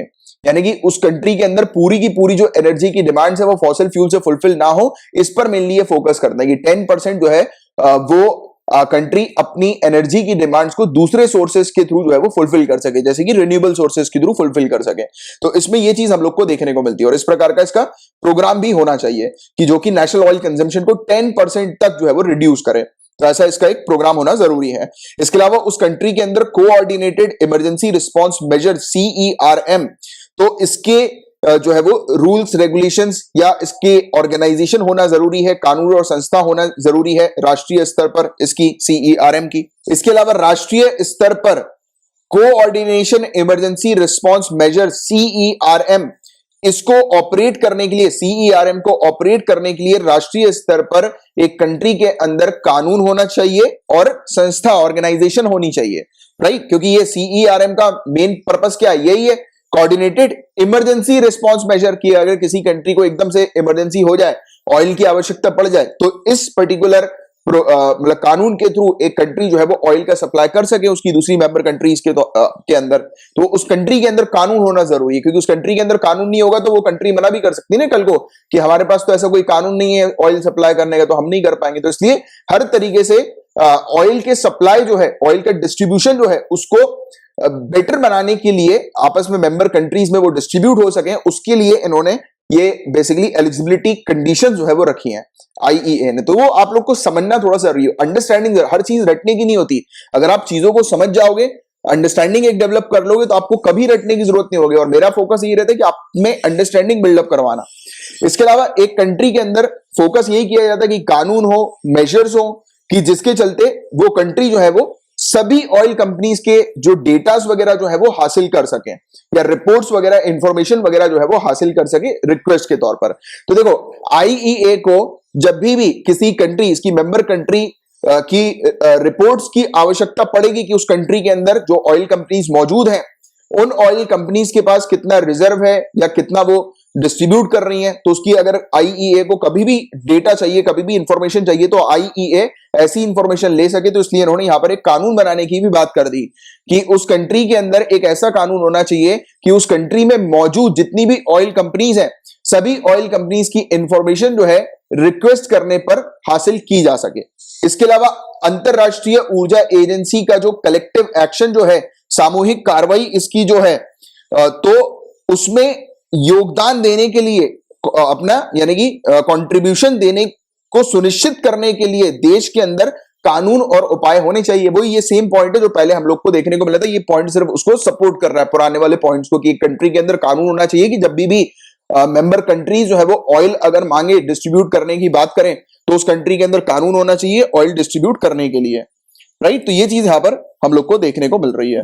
इसके अलावा इंटरनेशनल एनर्जी एजेंसी जो रिपोर्ट्स को पब्लिश करती है वो कौन सी रिपोर्ट्स है, तो global energy and carbon dioxide status report, world energy outlook, world energy statistics, world energy balances और एनर्जी टेक्नोलॉजी पर्सपेक्टिव। क्योंकि ऐसी रिपोर्ट्स के बारे में आपसे अक्सर पूछ लिया जा सकता है क्वेश्चंस वगैरह प्रीलिम्स वगैरह में, तो आपको ये रिपोर्ट्स के बारे में पता होना चाहिए कि इंटरनेशनल एनर्जी एजेंसी ये फलाना रिपोर्ट जो है वो प्रस्तुत करती है। तो ये था गाइस पूरा overall topic international energy agency से रिलेटेड। गाइस, देशद्रोह पर कानून को खत्म करने का आह्वान करते हुए ऑनरेबल सुप्रीम कोर्ट के पूर्व न्यायाधीश रोहिंग्टन नरीमन ने देशद्रोह के लिए सरकार के आलोचकों को बुक करने पर चिंता व्यक्त करी है।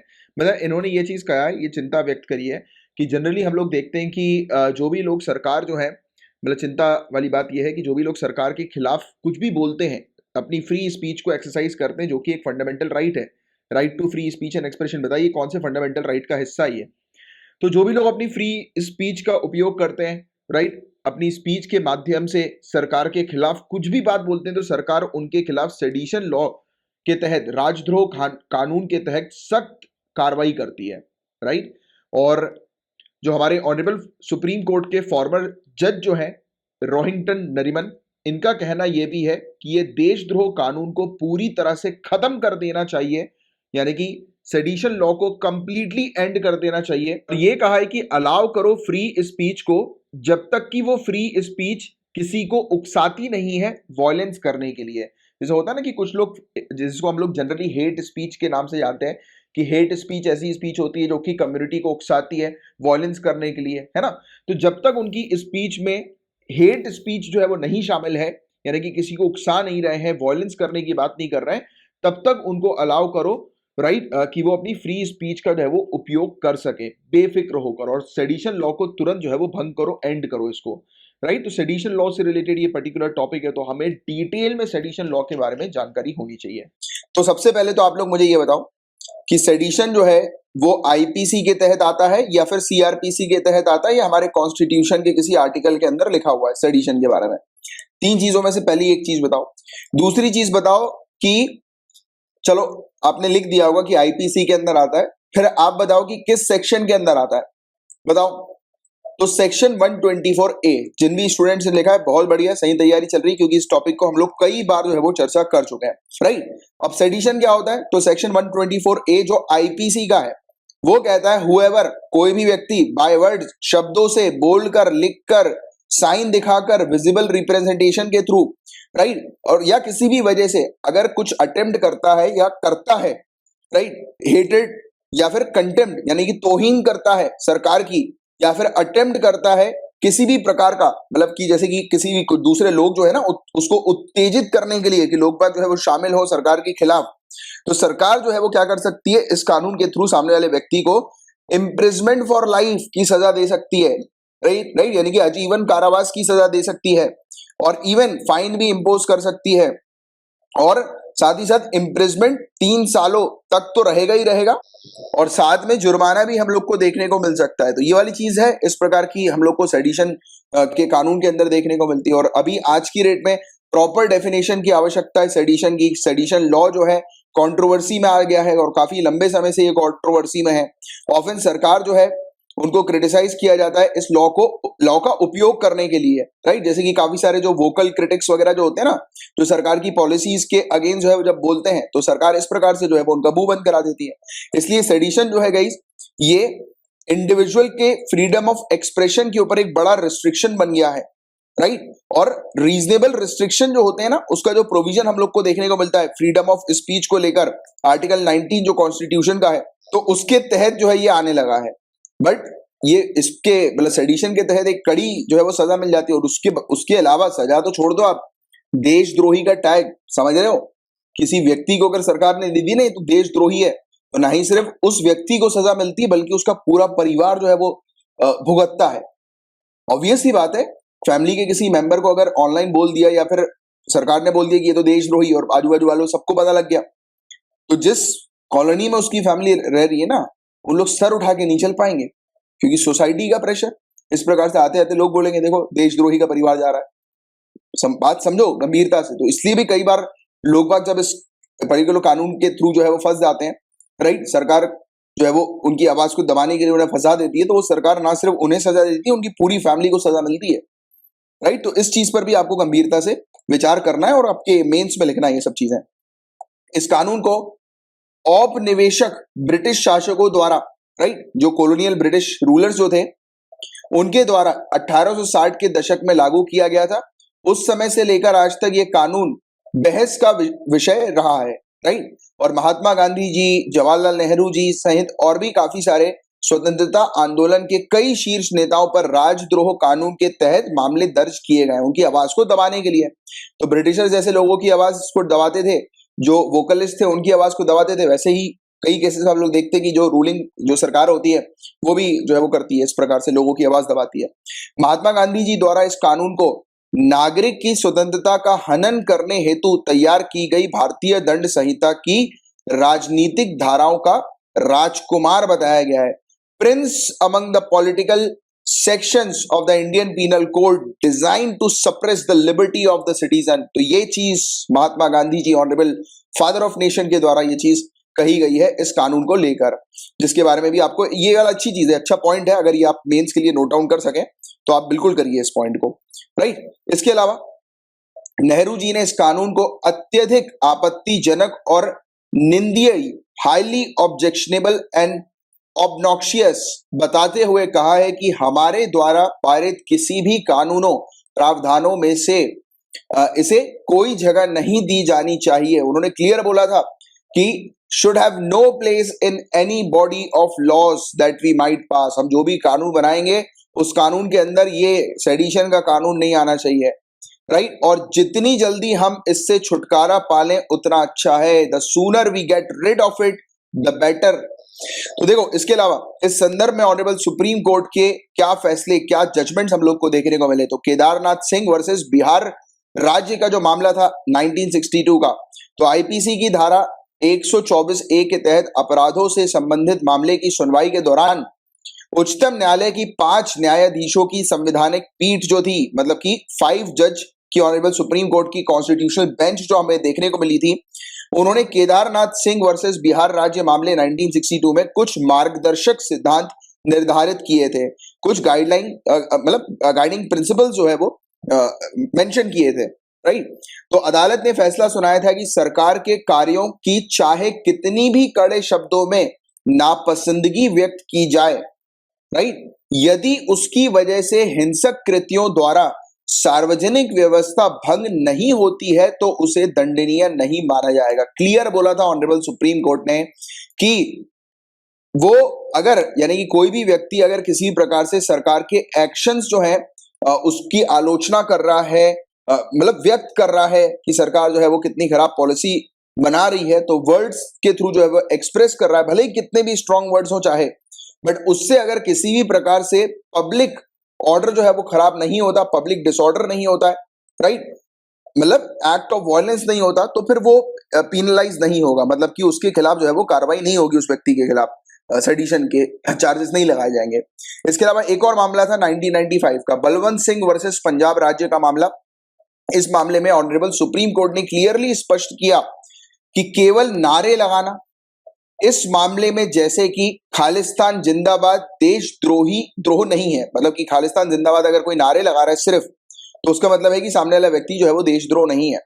जाहिर है देशद्रोह कानून को गलत तरीके से समझा जा रहा है और असहमति को दबाने के लिए इसका दुरुपयोग किया जा रहा है, राइट। तो एविडेंटली सेडिशन लॉ जो है ये दोनों ही मिसअंडरस्टूड भी किया जा रहा है और मिसयूज भी किया जा रहा है, राइट। मतलब इसका दुरुपयोग किया जा रहा है असहमति को दबाने के लिए, मजल करने के लिए डिसेंट को, कि सामने वाले मतलब सरकार की कोई आलोचना ना करे। गाइस बहुत इंपॉर्टेंट टॉपिक है, बहुत ध्यान से इस टॉपिक को समझिएगा। पीएम गति शक्ति, प्राइम मिनिस्टर प्रधानमंत्री गति शक्ति के बारे में हम लोग डिस्कस करेंगे। बट इस टॉपिक को स्टार्ट करने से पहले मैं आप लोग को बताना चाहता हूं कि हमारी कंट्री के अंदर कितनी ज्यादा मात्रा में इंफ्रास्ट्रक्चर प्रोजेक्ट पेंडिंग है और जिसके कारण से क्या क्या इश्यूज हो रहे हैं। न्यूज आई है कि हमारी कंट्री के अंदर आपस में एजेंसीज के बीच में किसी प्रकार का कोलैबोरेशन या कोऑर्डिनेशन ना होने के कारण हमारी कंट्री के अंदर इंफ्रास्ट्रक्चर प्रोजेक्ट्स इफेक्ट हो रहे हैं। अब इसका क्या मतलब हुआ, इसको आसान सिंपल शब्दों में समझो।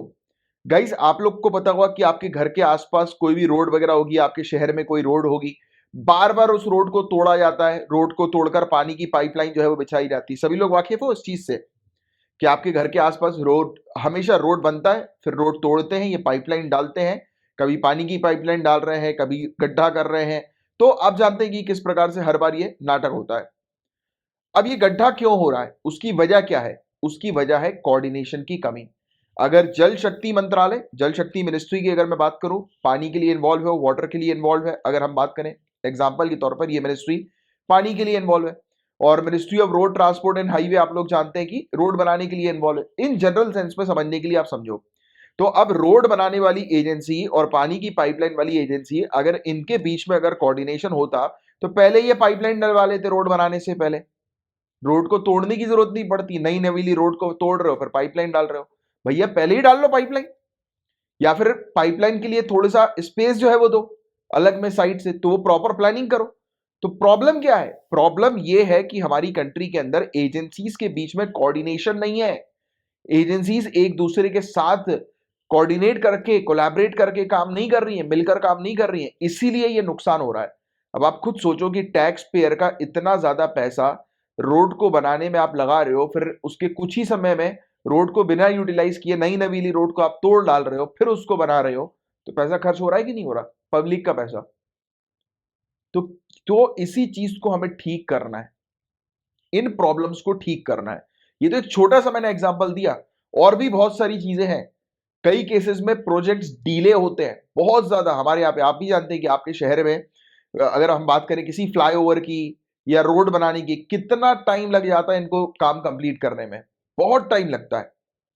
पब्लिक सेक्टर की अगर हम लोग बात करें तो, राइट, क्यों टाइम लगता है? उसके पीछे की वजह क्या है? काफी सारे लोग बोलेंगे करप्शन है सर, करप्शन, करप्शन है भाई। करप्शन वजह है, बट एक्चुअल वजह क्या है? आप कॉमन मैन नहीं हो, कॉमन मैन बोलेगा करप्शन, आप ब्यूरोक्रेट्स हो। आने वाले मतलब समय में आईएएस आईपीएस ऑफिसर बनोगे तो आपको एग्जैक्टली मेन वजह पता होनी चाहिए। डिले क्यों होता है? डिले होता है, स्टे लग जाता है, राइट। आपने रोड के प्रोजेक्ट के लिए पैसा निकाल लिया, रोड को बनाने के लिए आपने जो है वो पत्थर, गिट्टी, ईंट, लेबर सब अरेंज कर लिया, राइट, मतलब मटेरियल, रॉ मटेरियल एग्जांपल के तौर पर। बात को समझना, एक रोड है, ठीक है, अभी अब इस रोड को जो है वो बनाना है, पूरा मटेरियल जो है वो लाकर खरीद लिया, राइट। अब क्या हुआ? अब अचानक से जो है वो स्टे लग गया इस रोड के बनाने के ऊपर। किस चीज को लेकर स्टे लग गया? अतिक्रमण को लेकर स्टे लग गया। यहां पर कुछ लोगों की प्रॉपर्टी थी जिन्होंने क्या कर दिया, जिन्होंने कोर्ट में जो है वो चले गए कि इनको जो है वो मुआवजा नहीं मिला या जो भी XYZ फैक्टर, तो ये कोर्ट में चले गए, स्टे लग गया। भैया पहले रोड बनाने से पहले ये सब जो प्रॉब्लम्स है पहले वो रिजॉल्व करो, जो लूप होल्स हैं उसको ठीक करो, पहले परमिशन लो। पता लगे आपने रोड बनाने के लिए पैसा निकाल लिया, मटेरियल ले लिया, फिर कुछ समय बाद जो है वो ministry of environment, forest and climate change से वो आ रहा है, संदेश आ रहा है कि भैया ये यहाँ पे रोड बनाया नहीं जा सकता क्योंकि यहाँ पर तो नेशनल पार्क है। Getting my point? कि आप यहाँ पे पेड़ नहीं काट सकते, यहाँ पे रोड नहीं बना सकते। आपने क्या किया? ऑलरेडी रोड बनाने के लिए पूरा मटेरियल लिया है, लेबर्स वगैरह को बुक कर दिया, मतलब कि आपने क्या किया? आपने रोड बनाने का रॉ मटेरियल लाकर ऐसे ही पड़ा छोड़ दिया, और फिर बाद में पता लग रहा है कि ये रोड बन नहीं सकती, तो क्या हुआ? नुकसान हुआ कि नहीं हुआ रॉ मटेरियल का? हुआ कि नहीं हुआ बताओ? कई केसेस में ये रॉ मटेरियल चोरी हो जाते हैं, और नहीं भी होते तो ऑन पेपर ये लिखवा देते हैं, तो ये घोटाले हम लोग को देखने को मिलते हैं, वो एक अलग बात है। बट कहने का मतलब ये है कि आप कोई भी इंफ्रास्ट्रक्चर प्रोजेक्ट अगर बना रहे हो, स्टैब्लिश कर रहे हो, तो उससे पहले आप पूरी परमिशन लो, पहले हर एक क्लियरेंस लो। पता लगे थोड़े समय बाद पता लगता है कि एनवायरमेंट क्लियरेंस ही नहीं मिला भैया, तो आपने तो सरकार का छोड़िए, पब्लिक का पैसा, टैक्स पेयर का मनी जो है वो बर्बाद कर दिया आपने। समझ में आ रही है बातें कि नहीं आ रही है आप लोगों को?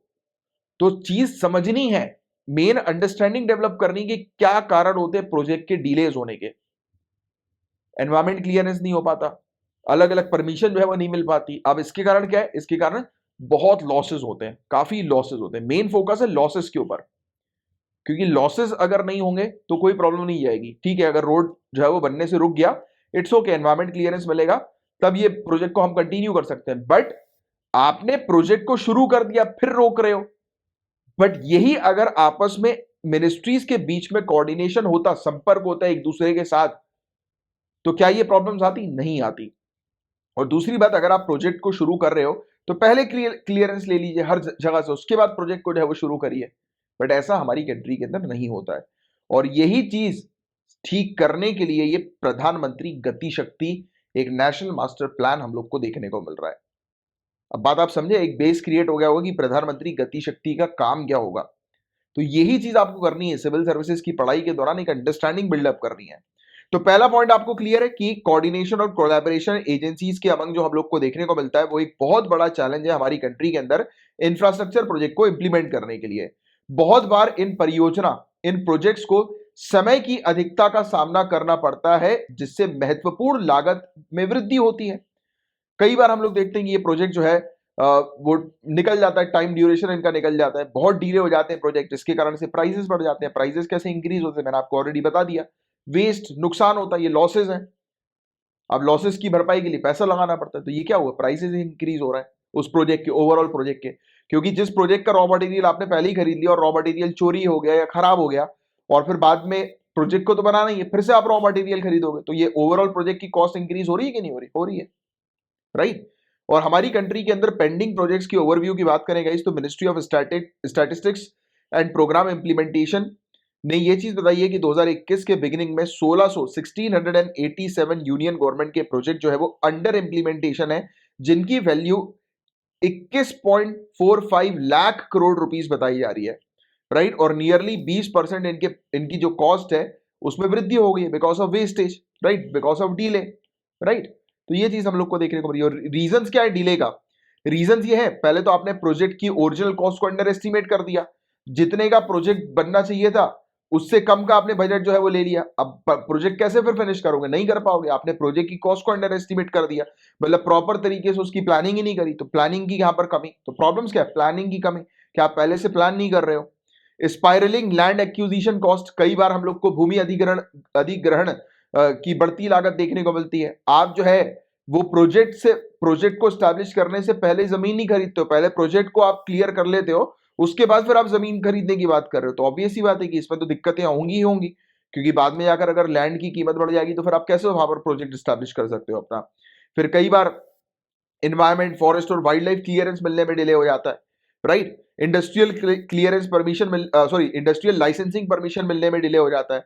रोड क्रॉसिंग होती है, पाइपलाइन हम लोग को देखने को मिलती है, ट्रांसमिशन लाइन बिछ जाती है, तो ये बड़ी एक प्रॉब्लम हम लोग को देखने को मिलती है। शिफ्टिंग ऑफ यूटिलिटीज, कई बार पब्लिक की जो बेसिक नीड्स की जो सर्विसेज वगैरह जो है उसमें शिफ्ट आ जाता है, यानी कि वो कहीं और जो है वो स्विच हो जाती है, शिफ्ट हो जाती है, राइट। तो ये एक इशू हम लोग को देखने को मिलता है। और कई बार टाई अप जो हम लोग को प्रोजेक्ट फाइनेंसिंग की देखने को मिलती है उसमें डिले हो जाता है, राइट। कई बार जो डिटेल इंजीनियरिंग जो होती है उस प्रोजेक्ट की वो डिले हो जाती है। तो बहुत सारे ऐसे तमाम कारण हैं जिसके कारण से प्रोजेक्ट जो है वो डिले हो जाता है। और इसके अलावा कई बार एडिशनल तौर पर अगर हम देखें तो स्टेट लेवल पर काफी सारे इश्यूज आते हैं, जैसे लैंड एक्विजिशन के, भूमि अधिग्रहण के, इंक्रोचमेंट, अतिक्रमणों को हटाने का एक बड़ा मामला रहता है। जो लोग ऑलरेडी वहां पर है तो उनको रिलीफ और रिहेबिलिटेशन, राहत और पुनर्वास योजना और कार्यक्रम में डिले आ जाता है, उसको इंप्लीमेंट नहीं किया जाता टाइम पर, राइट। कई बार एनओसी वगैरह मिलने में दिक्कत आती है, नो ऑब्जेक्शन सर्टिफिकेशन मिलने में दिक्कत आती है। कई बार बिजली की प्रॉब्लम, पानी की problem, right, work related issue, यानी कि लेबर वगैरह नहीं मिल रहा है। बहुत सारी ऐसी प्रॉब्लम्स हम लोग को देखने को मिलती है, फेस करनी होती है, राइट। तो ये सब इश्यूज हैं जिसके कारण से काफी सारे इंफ्रास्ट्रक्चर प्रोजेक्ट डिले हो जाते हैं। तो इन सब चीजों का सोल्यूशन क्या है? तो पीएम गति शक्ति इसका सबसे बड़ा सोल्यूशन हम लोग को देखने को मिल रहा है। ये बेसिकली सेटअप किया जा रहा है रिवोल्यूशन लाने के लिए, एक बहुत ही मेजर क्रांतिकारी के तौर पर ये हम लोग को देखने को मिल रहा है, राइट। क्रांतिकारी पॉलिसी आप कह सकते हैं, नीति आप कह सकते हैं, इंफ्रास्ट्रक्चर और लॉजिस्टिक डेवलपमेंट प्रोजेक्ट्स के लिए। प्रॉपर तरीके से प्रोजेक्ट्स को प्लान किया जाएगा, इंप्लीमेंट किया जाएगा इंडिया के अंदर। और जो भी प्रॉब्लम्स हम लोग को देखने को मिल रही है मैक्रो प्लानिंग और माइक्रो प्लानिंग या माइक्रो इम्प्लीमेंटेशन के बीच में, तो उसको, उस गैप को फुलफिल किया जाएगा। मतलब कि सिंपल तौर पर जो अभी चीज हमने समझी थोड़ी देर पहले कि आपस में जो एजेंसीज है, मिनिस्ट्रीज हैं, उनके बीच में कनेक्टिविटी नहीं है, तो सबसे पहला काम पीएम गति शक्ति का यही है कि आपस में मिनिस्ट्रीज के बीच में कोऑर्डिनेशन, कोलैबोरेशन करना। पीएम गति शक्ति को 2020 में लॉन्च किया गया था। ये एक डिजिटल प्लेटफॉर्म है, point number 1 to be noted, digital platform. जो कि कनेक्ट कर रहा है 16 मिनिस्ट्रीज को। तो 16 मिनिस्ट्रीज याद रखना, पहला पॉइंट डिजिटल प्लेटफॉर्म, दूसरा पॉइंट 16 मिनिस्ट्रीज, जिसमें रोड एंड हाईवेज हैं, railway, shipping, gas, petroleum, power, telecom, shipping, aviation. तो ये बहुत सारी ऐसी तमाम जो मिनिस्ट्रीज हैं, 16 मिनिस्ट्रीज वो इन्वॉल्व है। इसका मेन एम ये है कि इंश्योर करना holistic planning and execution of infrastructure project को, यानी कि सभी मतलब जो पॉइंट्स हैं, सभी डोमेन जो है एक प्रोजेक्ट से रिलेटेड, उन सबको इंक्लूड करके, जैसे कि रोड बन रही है तो वही पाइपलाइन वाली जो प्रॉब्लम, पीने के पाइपलाइन वाली प्रॉब्लम, तो जब रोड बन रही है तो पहले वाटर डिपार्टमेंट से कांटेक्ट करो, ministry of environment, forest and climate change से कांटेक्ट करो। यानी कि प्रोजेक्ट बनने या स्टार्ट होने से पहले आप सभी जितनी भी मतलब मिनिस्ट्रीज हैं जो एसोसिएटेड किसी ना किसी तरीके से उस प्रोजेक्ट से रिलेटेड, तो सबसे पहले क्लियरेंस ले लो और उसके बाद प्रोजेक्ट शुरू करो, क्योंकि तब जब प्रोजेक्ट शुरू होगा तो प्रोजेक्ट जो है सिर्फ वन गो में जो है वो शुरू होगा, जल्दी से जल्दी वो फिनिश हो सकेगा और किसी भी प्रकार की उसमें डिले, रुकावट नहीं होगी। राइट? तो ये मेन चीज इसकी हम लोग को देखने को मिलती है। मेन एम ये है कि बूस्ट करना मल्टी मोडल कनेक्टिविटी को और लॉजिस्टिक कॉस्ट को जो है वो नीचे लेकर आना। Multi modal connectivity, multi modal का मतलब मल्टी मोड, और कनेक्टिविटी यानी कि हम लोग को क्या चीज देखने को मिल रही है कि हर एक, जैसे रेलवेज, रोडवेज, राइट, वाटरवेज, तो इस प्रकार की मल्टी मोडल कनेक्टिविटी लेकर आना। इससे लॉजिस्टिक कॉस्ट जो है वो रिड्यूस होगी, यानी कि जो लागत, जो उस प्रोजेक्ट के लिए जो लागत लगेगी, यानी कि रॉ मटेरियल, सामान जो लगेगा, मल्टी मॉडल कनेक्टिविटी के कारण वो सामान की कॉस्ट भी जो होगी वो कम हो जाएगी, शिपिंग कॉस्ट कम हो जाएगी। पीएम गति शक्ति जो है वो कवर कर रही है इंफ्रास्ट्रक्चर प्रोजेक्ट को जिनकी कीमत 500 करोड़ के ऊपर की होगी। तो ये पॉइंट आपको ध्यान में रखना। वेरियस मिनिस्ट्रीज, यूनियन लेवल पर और स्टेट लेवल पर सबके प्रोजेक्ट जो होगी 500 करोड़ के ऊपर के प्रोजेक्ट पीएम गति शक्ति के अंडर हम लोग को देखने को मिलेंगे। Bharatmala, Sagarmala, inland waterways, dryland ports, उड़ान स्कीम, राइट। तो ये सब चीजें हम लोग को देखने को मिल रही है कि इस प्रकार की जो बड़ी बड़ी स्कीम्स हैं 500 करोड़ या उससे ऊपर की लागत की, तो ऐसे प्रोजेक्ट्स स्कीम के तहत, तो वो सभी के सभी पीएम गति शक्ति के अंडर हम लोग को देखने को मिलेंगे। पीएम गति शक्ति, जैसे मैंने आपको बताया कि एक डिजिटल प्लेटफॉर्म होगा, यानी कि एक वेबसाइट होगी जहां पर बताया जा रहा है कि 200 layer of geospatial data होंगे। 200 लेयर जियो स्पेशियल डेटा के, मतलब मान के चलिए कि प्रोजेक्ट बनने से पहले उस प्रोजेक्ट का पूरा मतलब एक आप कह सकते हैं कि प्रोजेक्ट का पूरा ब्लूप्रिंट तैयार किया जाएगा, पूरा ब्लूप्रिंट प्रॉपर तरीके से चेक किया जाएगा जियो स्पेशियल डेटा के माध्यम से कि वहां पर उसके ग्राउंड पर, यानी कि नीचे जमीन पर और कुछ चीजें तो नहीं है, उसके आसपास एरियाज पे क्या क्या चीज है जो कि उस प्रोजेक्ट को अफेक्ट कर सकती है, पहले पूरी उस प्रोजेक्ट की स्टडी की जाएगी, यानी कि प्रॉपर प्लानिंग, जिसकी कमी अभी तक हम लोग को देखने को मिल रही थी। राइट? इसके अंदर roadways, railways, highway, toll plaza सब कुछ इन्वॉल्व होगा, हर प्रकार का इंफ्रास्ट्रक्चर इसके अंदर जो ऑलरेडी है, तो वो डेटा शो करेगी और जो हमें बनाना है तो उसकी प्लानिंग करने में इन सब डेटा से मदद मिल सकेगी। राइट? पूरी जोग्राफिकल इंफॉर्मेशन की वहां पर किस प्रकार के फॉरेस्ट है, रिवर्स है, डिस्ट्रिक्ट की बाउंड्रीज क्या है, तो ये सब उस प्रोजेक्ट को प्लान करने में काफी मददगारी होंगी और उस प्रोजेक्ट का क्लियरेंस अलग अलग मिनिस्ट्री से जल्द मिल जाए तो उसमें भी काफी हेल्पफुल होंगी। और ये वेबसाइट जो होगी गाइस अलाउ करेगी अलग अलग गवर्नमेंट डिपार्टमेंट्स को कि वो ट्रैक कर सकते हैं रियल टाइम बेसिस पर कि उनका प्रोजेक्ट जो है वो किस प्रोग्रेस से बढ़ रहा है आगे। और ऑब्जेक्टिव यही है कि इंश्योर करना कि हर एक डिपार्टमेंट के पास जो है वो एक दूसरे की एक्टिविटी का चेक रहे, मतलब कि एक डिपार्टमेंट दूसरे डिपार्टमेंट के प्रोजेक्ट्स पर जो है वो निगरानी रख सके, चेक कर सके कि अगर कोई लूपहोल उनको नजर आ रहा है तो उसको दूसरे डिपार्टमेंट फुलफिल कर सकें। राइट? तो ये चीज हम लोग को देखने को मिलेगी, यानी कि प्रॉपर प्लानिंग कोलैबोरेशन के तहत सभी मिनिस्ट्रीज के भी साथ, सभी डिपार्टमेंट्स के साथ, और इसी के माध्यम से अलग अलग डिपार्टमेंट जो होंगे वो अपने अपने प्रोजेक्ट को प्रायोरिटाइज कर सकेंगे कि उनके लिए कौन सा प्रोजेक्ट जो है वो प्रायोरिटी पे रखना है। और इससे लास्ट माइल कनेक्टिविटी बूस्ट होगी और लॉजिस्टिक कॉस्ट जो है वो कम हो जाएगा। राइट? रसद लागत जो है वो कम करेगा ये, और इसकी काफी ज्यादा आवश्यकता है गाइस, क्योंकि हमारे पास इंफ्रास्ट्रक्चर के मामले में बहुत ही पुअर प्लानिंग है। इसमें अगर हम नई रोड भी बना रहे हैं तो आपको पता ही है कि इसमें बार बार वाटर डिपार्टमेंट जो है वो पानी बिछाने के लिए, यानी कि पानी की लाइन जो है वो बिछाने के लिए बार बार जो है वो रोड्स को तोड़ती है, नई नई सड़कों को तोड़ती है, जिसका एग्जाम्पल हमने स्टार्टिंग में ही लिया था। राइट? और इसके कारण रोड इंफ्रास्ट्रक्चर बहुत बुरी तरह से जो है वो अफेक्ट होता है। और लॉजिस्टिक कॉस्ट भी इंडिया के अंदर बहुत ज्यादा है। इंडिया की जीडीपी का 13 से 14% लॉजिस्टिक कॉस्ट है और डेवलप्ड कंट्री में 7 से 8% ही मात्र लॉजिस्टिक कॉस्ट हम लोग को देखने को मिलती है। लॉजिस्टिक कॉस्ट मतलब कि शिपिंग कॉस्ट आप ध्यान में रखो। जैसे कि एग्जांपल के तौर पर आप मुझे बताइए कि कोई एक एरिया है जहां तक पहुंचना बहुत मुश्किल है, जहां तक पहुंचने के लिए एक ही रोड है और वो बहुत ही मतलब गड्ढे वाला रोड हम लोग को देखने को मिल रहा है, बिल्कुल भी ठीक रोड नहीं है, राइट। तो ऑब्वियस सी बात है कि वहां पर फ्यूल की कॉस्टिंग जो है वो काफी ज्यादा लगेगी। कोई भी गाड़ी जो है वो मतलब वो बोलते हैं ना कि आप जब गाड़ी चलाते हो तो आपकी गाड़ी जो है वो सही एवरेज जो है वो कब देगी, जब रोड भी प्रॉपर उसको जो है वो मिलेगा। अगर बार बार गड्ढे होंगे, बार बार ब्रेकिंग होगी, लोड जब इंजन पे पड़ेगा तो कहां से एवरेज देगी। फ्यूल जो है वो काफी ज्यादा लगेगा। अब जब कोई सामान अगर आ रहा है और ऐसे बेकार रोड के माध्यम से आ रहा है जिस जगह पर पहुंचने के लिए कनेक्टिविटी नहीं है, तो ऑब्वियस ही बात है सामान की कॉस्ट इंक्रीज होगी कि नहीं होगी। तो यानी कि लॉजिस्टिक कॉस्ट इंक्रीज हो रही है, शिपिंग वाली कॉस्ट इंक्रीज हो रही है। तो हमें इन सब लागतों को कम करना है। और दूसरी बात, मैंने आपको अभी स्टार्टिंग में बीच में क्या बताया था कि मल्टी मोडल प्रोजेक्ट्स है, अलग अलग मोड पर फोकस करना है कि वाटरवेज, रेलवेज, राइट, रोडवेज, इनके माध्यम से जो गुड्स है, सामान जो है वो जल्द से जल्द पहुंच सके। तो क्योंकि सामान पहुंचेगा तभी तो लॉजिस्टिक कॉस्ट कम होगी।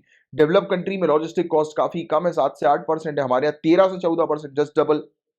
और हाई लॉजिस्टिक कॉस्ट जो होती है वो स्ट्रक्चर के कॉस्ट भी इंक्रीज करती है, क्योंकि आप अगर रोडवेज वगैरह बना रहे हो, कोई बिल्डिंग वगैरह बना रहे हो, तो उसके मतलब बिल्डिंग बनाने के लिए जो रॉ मटेरियल आएगा तो वो गाड़ियों के माध्यम से आएगा, तो वो कॉस्ट तो इंक्रीज होगी ही ना फिर, अगर ऑब्वियस ही बात है लॉजिस्टिक कॉस्ट बढ़ी हुई है तो, राइट।